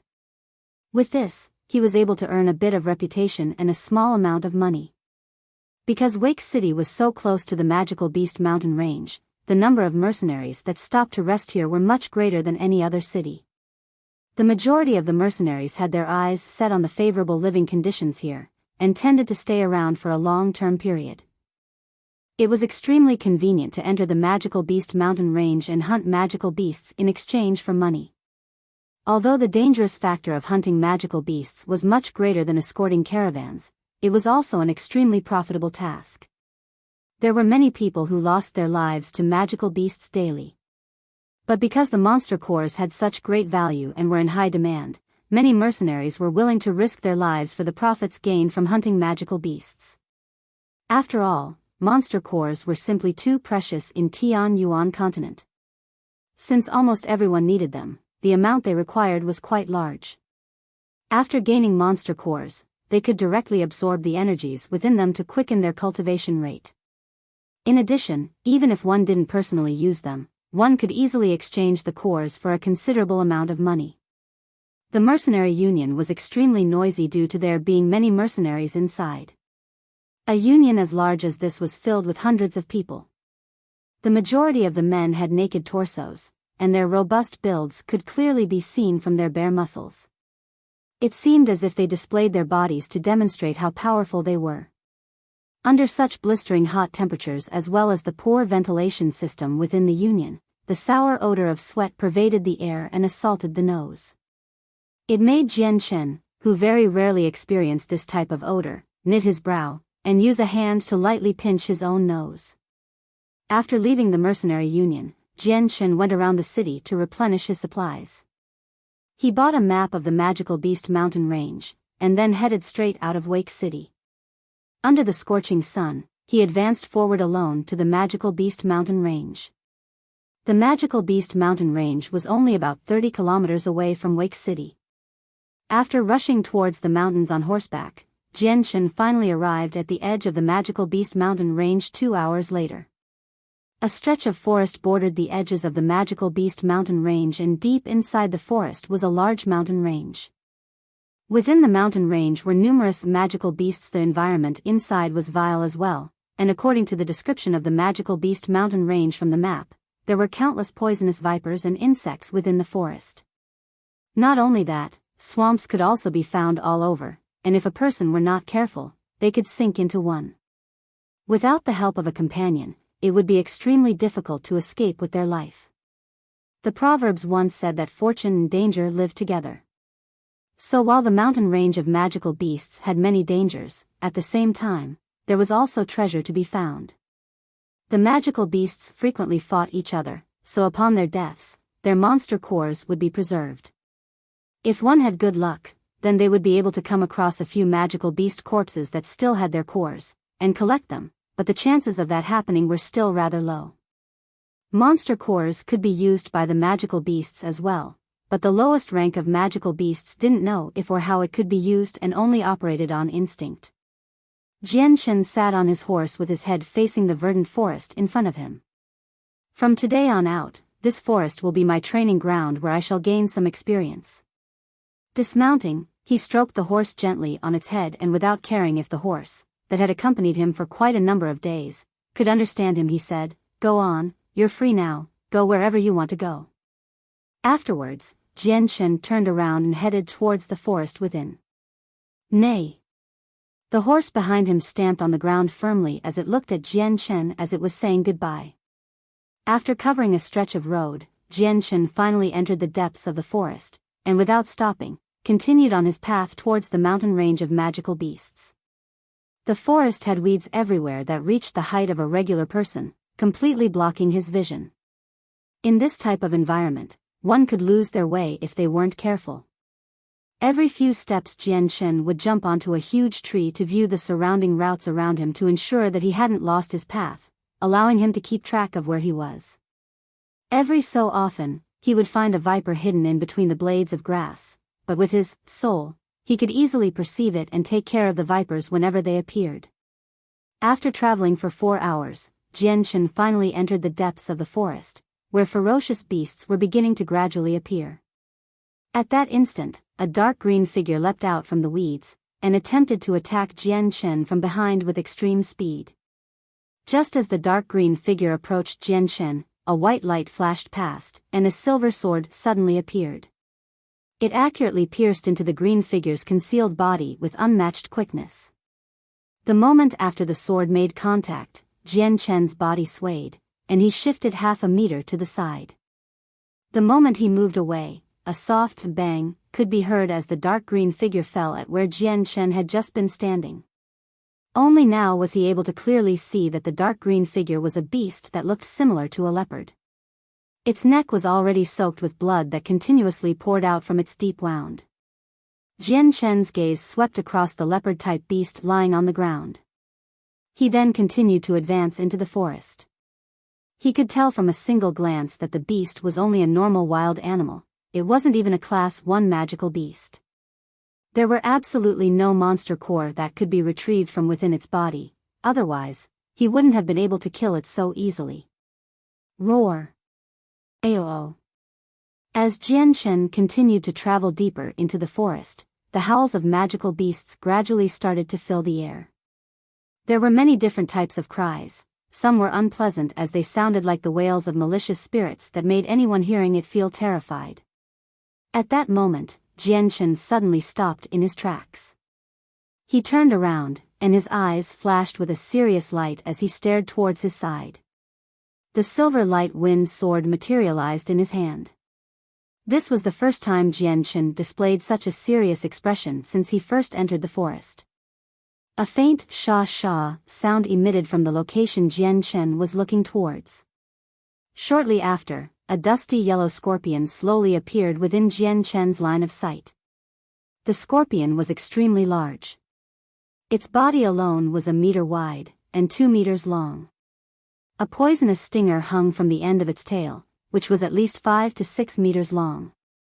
Right on its head, a pair of jade, beady eyes started to flicker with a strange glow. The scorpion headed straight towards Jian Shen. Only after it was 5 meters away from Jian Shen did it stop its advance. Its bright eyes flashed with a strange glint as it locked its gaze onto Jian Shen, brandishing its pincers at Jian Shen as a zhi sound came from its mouth. The silver light wind sword in Jian Shen's hand was enveloped in a hazy glow. Immediately, he attacked first and his body blurred as he shot towards the scorpion with his blade. His original intent in coming here was to kill magical beasts, so he naturally wouldn't hold back after encountering one. The scorpion's reaction was quick. As soon as Jian Shen began to move, the poisonous stinger at the end of its tail blurred, and rapidly darted at Jian Shen. Ding! Jian Shen's light wind sword simultaneously shot out towards the scorpion's poisonous hook. As the two made contact in midair, a clear sound that was similar to metal striking metal rang out. The collision generated a powerful aftershock that caused both Jian Shen's light wind sword and the scorpion's hook to recoil backwards. With only a slight sway of his body, Jian Shen had already retreated back quite a few meters. He looked at the poisonous stinger of the large scorpion in shock. The hardness of it had surpassed his expectations. Jian Shen reckoned that even a superior type steel could not compare to this scorpion's stinger. Moreover, the power that it contained was immense. After a single collision with it just now, Jian Shen's arm had already begun to feel numb. The scorpion in front of me should be a Class 2 magical beast. Jian Shen muttered to himself as he fixed his bright eyes on the scorpion.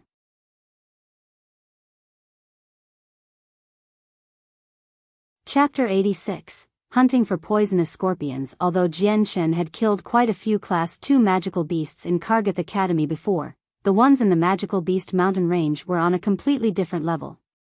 The Class 2 magical beasts in Kargath Academy were not even equivalent to some of the Class 1 magical beasts in this mountain range. Moreover, the magical beast that he had encountered was one indigenous to the Magical Beast Mountain Range. Just as Jian Shen was distracted, the poisonous scorpion didn't give him any time to relax, as its 6 powerful legs began to scamper across the floor. In a blink of an eye it covered dozens of meters and arrived in front of Jian Shen as its poisonous green pincers widened menacingly and pincered towards Jian Shen's head. Encountering a local magical beast for the first time in the mountain range, Jian Shen did not dare to be negligent. He had learned the hard way in his previous life that being careless only led to disaster. Jian Shen's expression immediately grew solemn. He tilted his head, dodging the giant scorpion's pincers by a hair's breadth.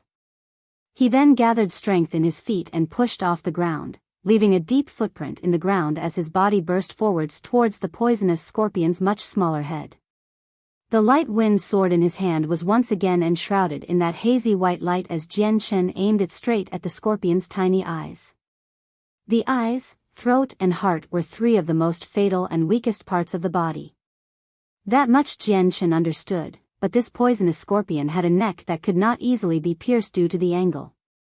Not only was the neck rather short, but it had scales that were interwoven with each other to protect it. Under this circumstance where it was impossible to determine how tough the scales protecting its neck were, Jian Shen had decided to attack its eyes. Although Jian Shen was very confident in his precise and powerful stab, the defenses of some magical beasts were also just as tough. Thus, he wasn't 100% sure that he would be able to penetrate the scales and deal a serious injury to the beast. Jian Shen's sword traveled towards the scorpion with blinding speed. His sword had already reached the scorpion's eye. Just as the sword Qi enhanced light wind sword as he was about to pierce the scorpion's eye, it suddenly opened its mouth and spat out a pungent green blob of poison. Almost as if it were being controlled by a mysterious force, it flew quickly towards Jian Shen. At the same time, the scorpion's eye shut and the head dodged towards the side, avoiding the light wind sword. The light wind sword's speed was matchless, and so even at this crucial moment where the scorpion desperately tried to dodge, the scorpion wasn't able to completely avoid the sword. In the end, the sword slashed open the scorpion's outer eyelid. While the light wind sword hit the scorpion's outer eyelid and it paused for a bit as it encountered resistance. After a moment, the amazing amount of sword Qi around the sword caused it to break through the strong defenses of the eyelid and stab through into the eye of the scorpion successfully. Simultaneously, Jian Shen's entire body was covered by the green fog of poison. Hiss! As it felt the sharp pain in its eye, the scorpion let loose a hoarse scream. A dark green fluid began to leak out of the injury in its eye, and its great mouth opened wide, revealing rows of needle-sharp teeth. Its overall appearance was extremely terrifying. The poisonous mist floated around. Jian Shen, who was shrouded inside the fog, retreated outwards, in a sorry state, as fast as lightning to escape. Right now, Jian Shen's appearance was the complete opposite of his previous state. His whole body was covered with a layer of dark green poison. His coarse clothing had begun to disintegrate at an alarming rate, and even his originally short hair had begun to fall off as green threads. Feeling a painful burning sensation throughout his body, Jian Shen's face hardened before growling, "What a strong poison!" Quickly, Jian Shen grabbed onto the melting clothes before tearing them off from his body while using his Saint Force to counter the poison that made contact with his skin. Jian Shen looked at the one-eyed scorpion that was still crying out in pain. He knew in his heart that this was the perfect time to kill the scorpion. With a flash of killing intent, he dashed towards it without even stopping to take out a spare change of clothes from within his space ring, making him completely naked while moving to finish off the scorpion. Jian Shen's movements were agile and nimble, and he quickly flashed to the poisonous scorpion's side. With a shake of his arm, he reached out as fast as lightning, moving the light wind sword in his hand so fast it appeared to be just a ray of silver light. It shot towards the scorpion's throat, and in that instant, the blade suddenly exploded with sharp sword Qi. although it didn't seem to be very powerful, that sword chi was similar to a sharp blade. Like a streak of lightning that briefly illuminated the world with a gorgeous and magnificent light, and it immediately disappeared without a trace momentarily afterwards. Ding! Jian Chen's light wind sword accurately struck the poisonous scorpion's throat. When the blade came into contact with the dense scales covering the scorpion's throat, a clear sound similar to metal striking metal rang out. However, the scale's defense was quite strong. It was only able to withstand the light wind sword for an instant before the blade sharpened with sword chi broke through, and pierced deeply into the throat. See!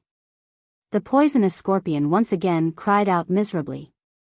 The single, intact eye pulsed with a strange, dark green glint as its thick pincers quickly jabbed forcefully outwards towards Jian Chen. The 5 to 6 meter long poisonous hook behind it blurred as it flew over Jian Chen's head and tried to pierce the back of Jian Chen's head. Jian Chen pulled out the light wind sword buried in the scorpion's throat. His feet pushed off the ground, and his body sailed through the air as he jumped onto the scorpion's wide back. Hiss! Hiss! The poisonous scorpion was evidently extremely annoyed by the fact that Jian Chen had jumped onto its back. It began to violently shake its body, wailing unpleasantly as it recklessly waved its giant pincers around in the air. Based on the scorpion's current state, it appeared that the injury on its throat that Jian Chen had just inflicted didn't harm it that much. Seeing that the scorpion was still as ferocious as it was before, Jian Chen frowned. He couldn't help but mutter, its ability to stay alive is really too great, to think that it still hasn't died. Because the scorpion's body was so massive, Jian Chen once again realized how limited his strength was. Aside from attacking the two vital regions of its eyes and throat, he couldn't find any other way to harm this scorpion. At that moment, Jian Chen heard a faint ripping sound. Without any hesitation, Jian Chen flashed horizontally to the side. Just as Jian Chen dodged to the side, the shining dark green poisonous hook flew over his head, and then ruthlessly pierced the scorpion's own back. A soft sound could be heard as the strong, plated section of its outer shell was pierced through by its own sharp poisonous hook. Under its own sharp poisonous hook, its shell did not offer a whit of resistance, and was easily pierced through. The sharp hook buried itself deeply into the scorpion's own body, and dark green blood began to flow out from the wound. Seeing this scene, Jian Chen's expression clearly went blank. However, immediately afterwards, he couldn't help but feel unsure of whether to laugh or cry. He had really never imagined that the poisonous scorpion would be stupid enough to actually hurt itself. The scorpion tugged at its poisonous hook. But because it was already deeply buried within its body, its movements instantly pulled out a chunk of flesh as well. The scorpion felt such intense pain that it ceaselessly wailed in pain as its entire body shook. That fierce pain was enough to disperse any further thoughts about pulling the hook out. Whenever a human or creature receives a serious injury, there will be a cushion of time where the strength that they exhibit, as well as their reaction speed, will be at its worst. Jian Chen saw this, and grasping the perfect timing, his body flew high up into the air as he jumped off the scorpion's back. The light wind sword in his hand flashed with a silver light, and pierced towards the scorpion's other eye. Because the scorpion was feeling fierce pain from its back, its reaction time had greatly slowed down compared to its normal reaction speed. In addition, Jian Chen's blade's every movement was incomparably fast. In the scorpion's current state, it was extremely difficult to evade or withstand Jian Chen's lightning-fast sword. The light wind sword accurately penetrated the poisonous scorpion's other eye without resistance. Jian Chen showed a pleased expression. He exerted more strength into his hand, forcing the light sword even deeper into the scorpion's eyes. Eventually, after thrusting at least half of the 4/3 meter long blade into the scorpion's eyes, he finally managed to injure its brain. This time, the poisonous scorpion no longer struggled or made any move to resist. Its entire body shuddered a few times before it fell like jello to the ground. With a loud bang, its enormous 1-meter-tall body fell to the ground. Jian Chen slowly pulled out his light wind sword. His brows knit together at the sight of the scorpion's bright green blood and white fluid covering his treasured sword. With a single thought, the green and white fluids covering his sword slid off the blade, and it instantly returned to its original appearance. Jian Chen's gaze circled around the poisonous scorpion corpse for a bit, then raised his light wind sword to pierce through the skull. However, the light wind sword had just gone through the outer shell of the head before getting blocked. Even though the poisonous scorpion was already dead, its outer shell's defense was still just as strong as before. There was no way Jian Chen could break through its defense with a casual wave of his sword. This snake's skin is really thick. Jian Chen furrowed his brows, and sighed, "Forget it, I might as well conserve my energy. The magical beasts here come and go randomly. If I preserve my extra strength, then that is an extra layer of protection for my life. I'll just retrieve this monster cores by going through its eyes." Saying this, Jian Chen resumed his actions. After great effort, he was finally able to retrieve the monster core stored within the scorpion's skull.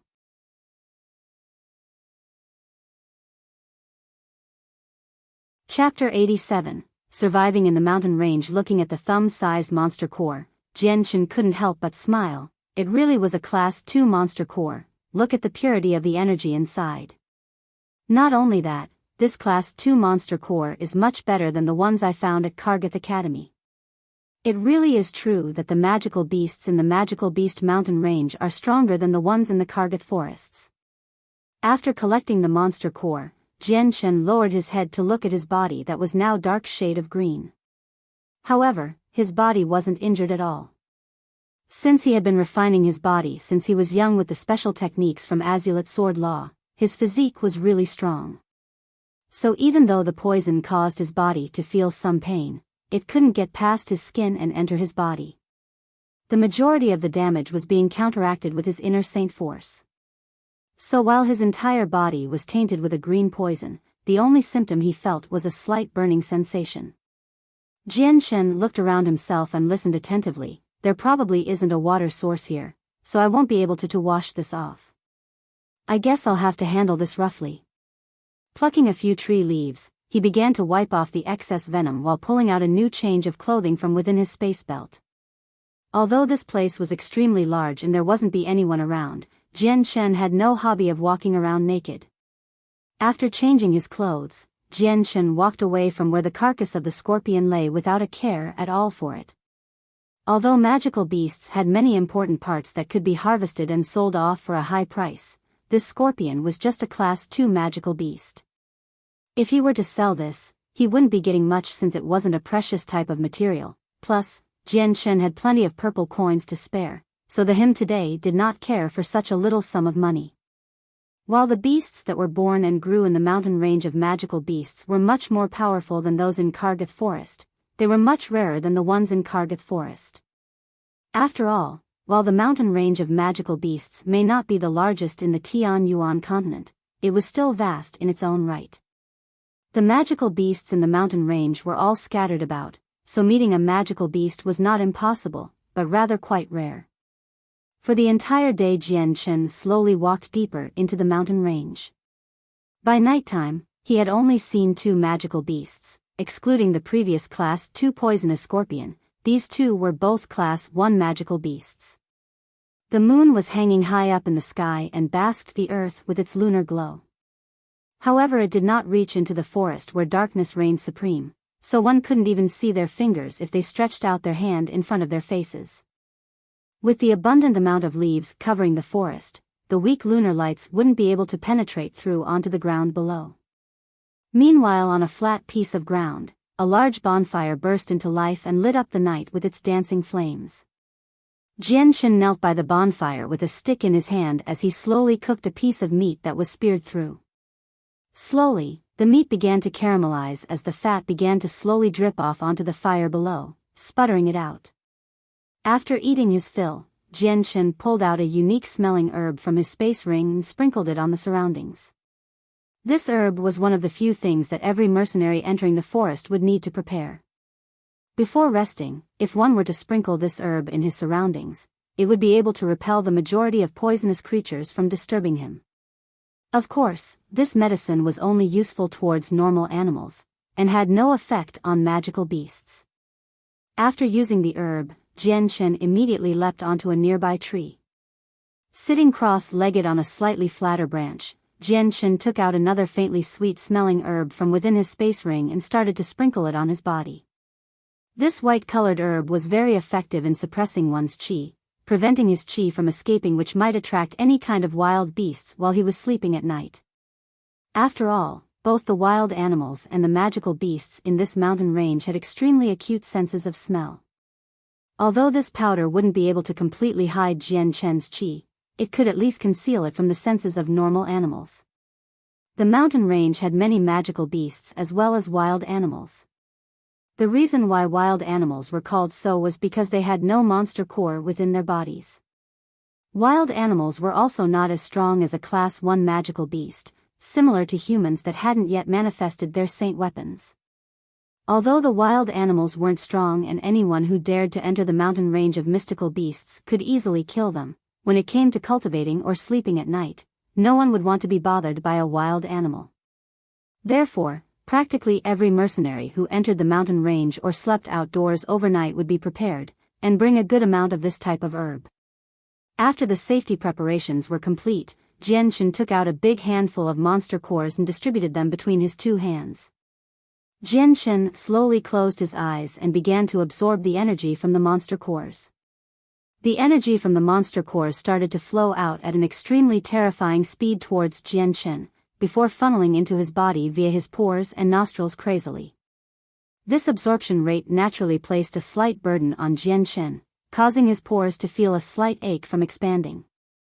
Throughout his entire body, there was no area that did not hurt. Although it was aching a little, this was not enough for Jian Shen, who had a strong willpower, to mind it much. The energy of the monster cores had a berserk element to it. If it weren't for Jian Shen using the world essence to strengthen his body since he was young, which meant that his internal organs and his fundamentals were made to be a lot stronger than most others, he would have been heavily injured alone by the berserk element contained within the energy of the cores, never mind the fact that he was absorbing the energy into his body so crazily. Following the absorption of the large amount of energy, the berserk element accumulated inside Jian Shen's body. When the berserk element reached a certain point, a large absorption power started to surge from Jian Shen's dantian, pulling these elements continuously towards the dantian, before finally being absorbed by the two glows of azure and violet. On Tian Yuan continent, if a practitioner wanted to rely on the monster cores to cultivate, then they would need to clear away the berserk element within the energy and absorb the pure energy remaining.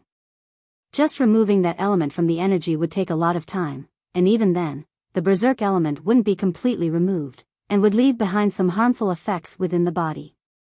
So while there were many people who relied on using monster cores to cultivate, not many would continue down that path. Every so often, a person would need to stop using monster cores and completely refine the energy absorbed, in order to not suffer from any negative effects. Though with Jian Shen, he could absorb and refine the energy from the monster core without fear of the consequences, which was possibly due to the glows within his dantian. The moment the energy entered his body, the berserk element would immediately be absorbed by them, allowing for Jian Shen to absorb the energy from the monster cores without fear. This was why Jian Shen had such a large advantage over the other cultivators. Following the steady absorption of the monster cores, Jian Shen could clearly feel the saint force slowly growing larger and larger in his dantian. Although it might look slow to the naked eye, Jian Shen understood that this speed compared to others was really fast. At this rate, it would not be long until he would break through to become a great saint. On the second day, when the sunlight passed through the small chinks between the dense tree leaves, Jian Shen, who was sitting cross-legged and cultivating, slowly opened his eyes. He then flipped in the air, jumping down from the tree, and smoothly landed on the ground below. Jian Shen stretched his body for a bit. After consciously feeling his inner saint force, he couldn't help but smile. He could clearly sense that his current saint force was much more powerful than when he had first condensed his saint weapon. Based on his calculations, his current strength was most likely already at the level of a middle saint. Although he was only a middle saint, it had been less than a month since Jian Shen had first condensed his saint weapon and broken through to sainthood. If anyone else heard that Jian Shen had managed to become a middle saint only less than a month after, they would definitely find it hard to believe. After eating some food to fill his stomach, Jian Shen once again continued on his journey. Time quickly passed by. In the blink of an eye, a month had already passed. At the foot of the magical beast mountain range, a youth wearing a coarse set of clothing was currently facing a pitch-black, panther-type magical beast that was 1 meter tall and 3 meters long. The youth held a long, thin, silver sword. He stood tall and straight, seeming to be as immovable as a mountain. His face was brightly colored by mud and dust, making it impossible to make out any of his facial features. The panther-type magical beast was glaring at the youth opposite of it with a ferocious glint in its eyes. It roared deeply, and began to fall into a crouching position. Its hind legs firmly planted into the ground, preparing to attack at any moment.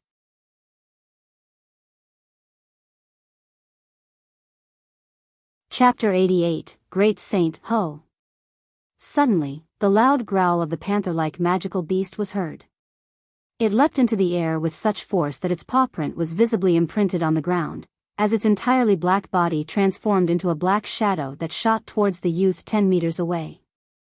While in midair, the black panther began to open its large jaw that revealed its sharp teeth that could fill a person's heart with dread. The youth smiled coldly as the silver-white sword within his hand started to emit a faint white glow. With a single slash, the sword tip flew towards the black panther's opened mouth. The sword was traveling extremely fast, just like a flash of lightning. However, the black panther's reaction was very fast, so when the sword reached its jaws, the black panther tilted its head to the side, barely dodging the incoming attack. However, the sword was still traveling too fast to be evaded completely, so it grazed its head. It left a very noticeable wound on the black panther's shaggy head. However, the black panther's speed did not slow down at all. Maintaining its previous speed, it shot towards the youth in front of it. The corners of the youth's mouth tilted upwards, as if revealing a mocking expression. His eyes radiated a flash of killing intent. Hoisting the sword in his right hand, he immediately stabbed towards the black panther once more. This speed was faster than before, almost bordering the inconceivable. The black panther wasn't able to dodge the sword this time, and so the sword speared through its throat before it could even react. Due to the panther's momentum, the sword in its throat penetrated even more deeply. The sword only stopped after it was completely buried in the panther's throat up to its hilt. The other side of the sword was already covered in blood as it pierced through the back of the panther's neck. Blood started to drip from the inclined sword onto the back of the black panther. The youth slowly pulled out his sword from the black panther. Afterwards, the blood on the sword strangely started to gather at the tip of the sword, and drip onto the ground. In the blink of an eye, the originally bloody sword had regained its original bright luster. On the hilt of the sword were 2 words, light wind. This youth was Jian Shen, who was adventuring around the mountain range of magical beasts alone.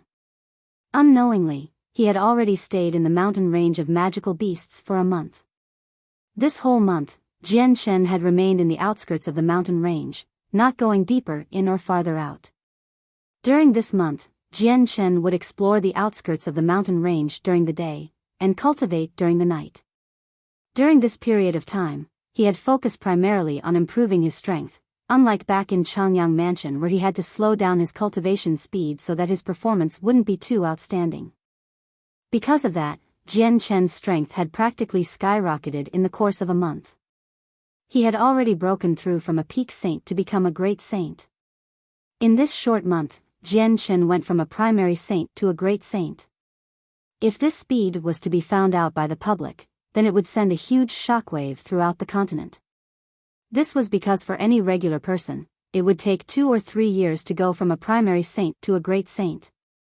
Even geniuses would need around a year, so Jian Shen's frightening speed was unheard of. Unbeknownst to everyone else, he had already set a new record in the history of Tian Yuan continent. But this would be a piece of history that would be buried deep, never to be heard about by anyone. Since he had broken through to the great saint level, Jian Shen's fighting strength had skyrocketed as well.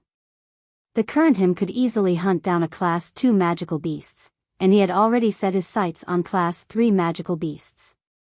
The light wind sword dissected the Black Panther, before a blood-stained but white monster core came bouncing out, which was caught by Jian Chen. Jian Chen casually used a handful of grass to wipe the bloody monster core clean, even though he himself could care less about the amount of blood on it. Looking at the single core in his hand, Jian Chen smiled and murmured to himself, "My luck today is not that bad, I've collected 12 Class 2 monster cores already." After grabbing the core, Jian Chen didn't pay any further mind to the Black Panther's corpse and left the area. Jian Chen carefully trekked inside the mountain range. He was now a great saint, so it could be said that he was a lot stronger than before. However, he was in the mountain range of magical beasts, so he didn't dare to be careless.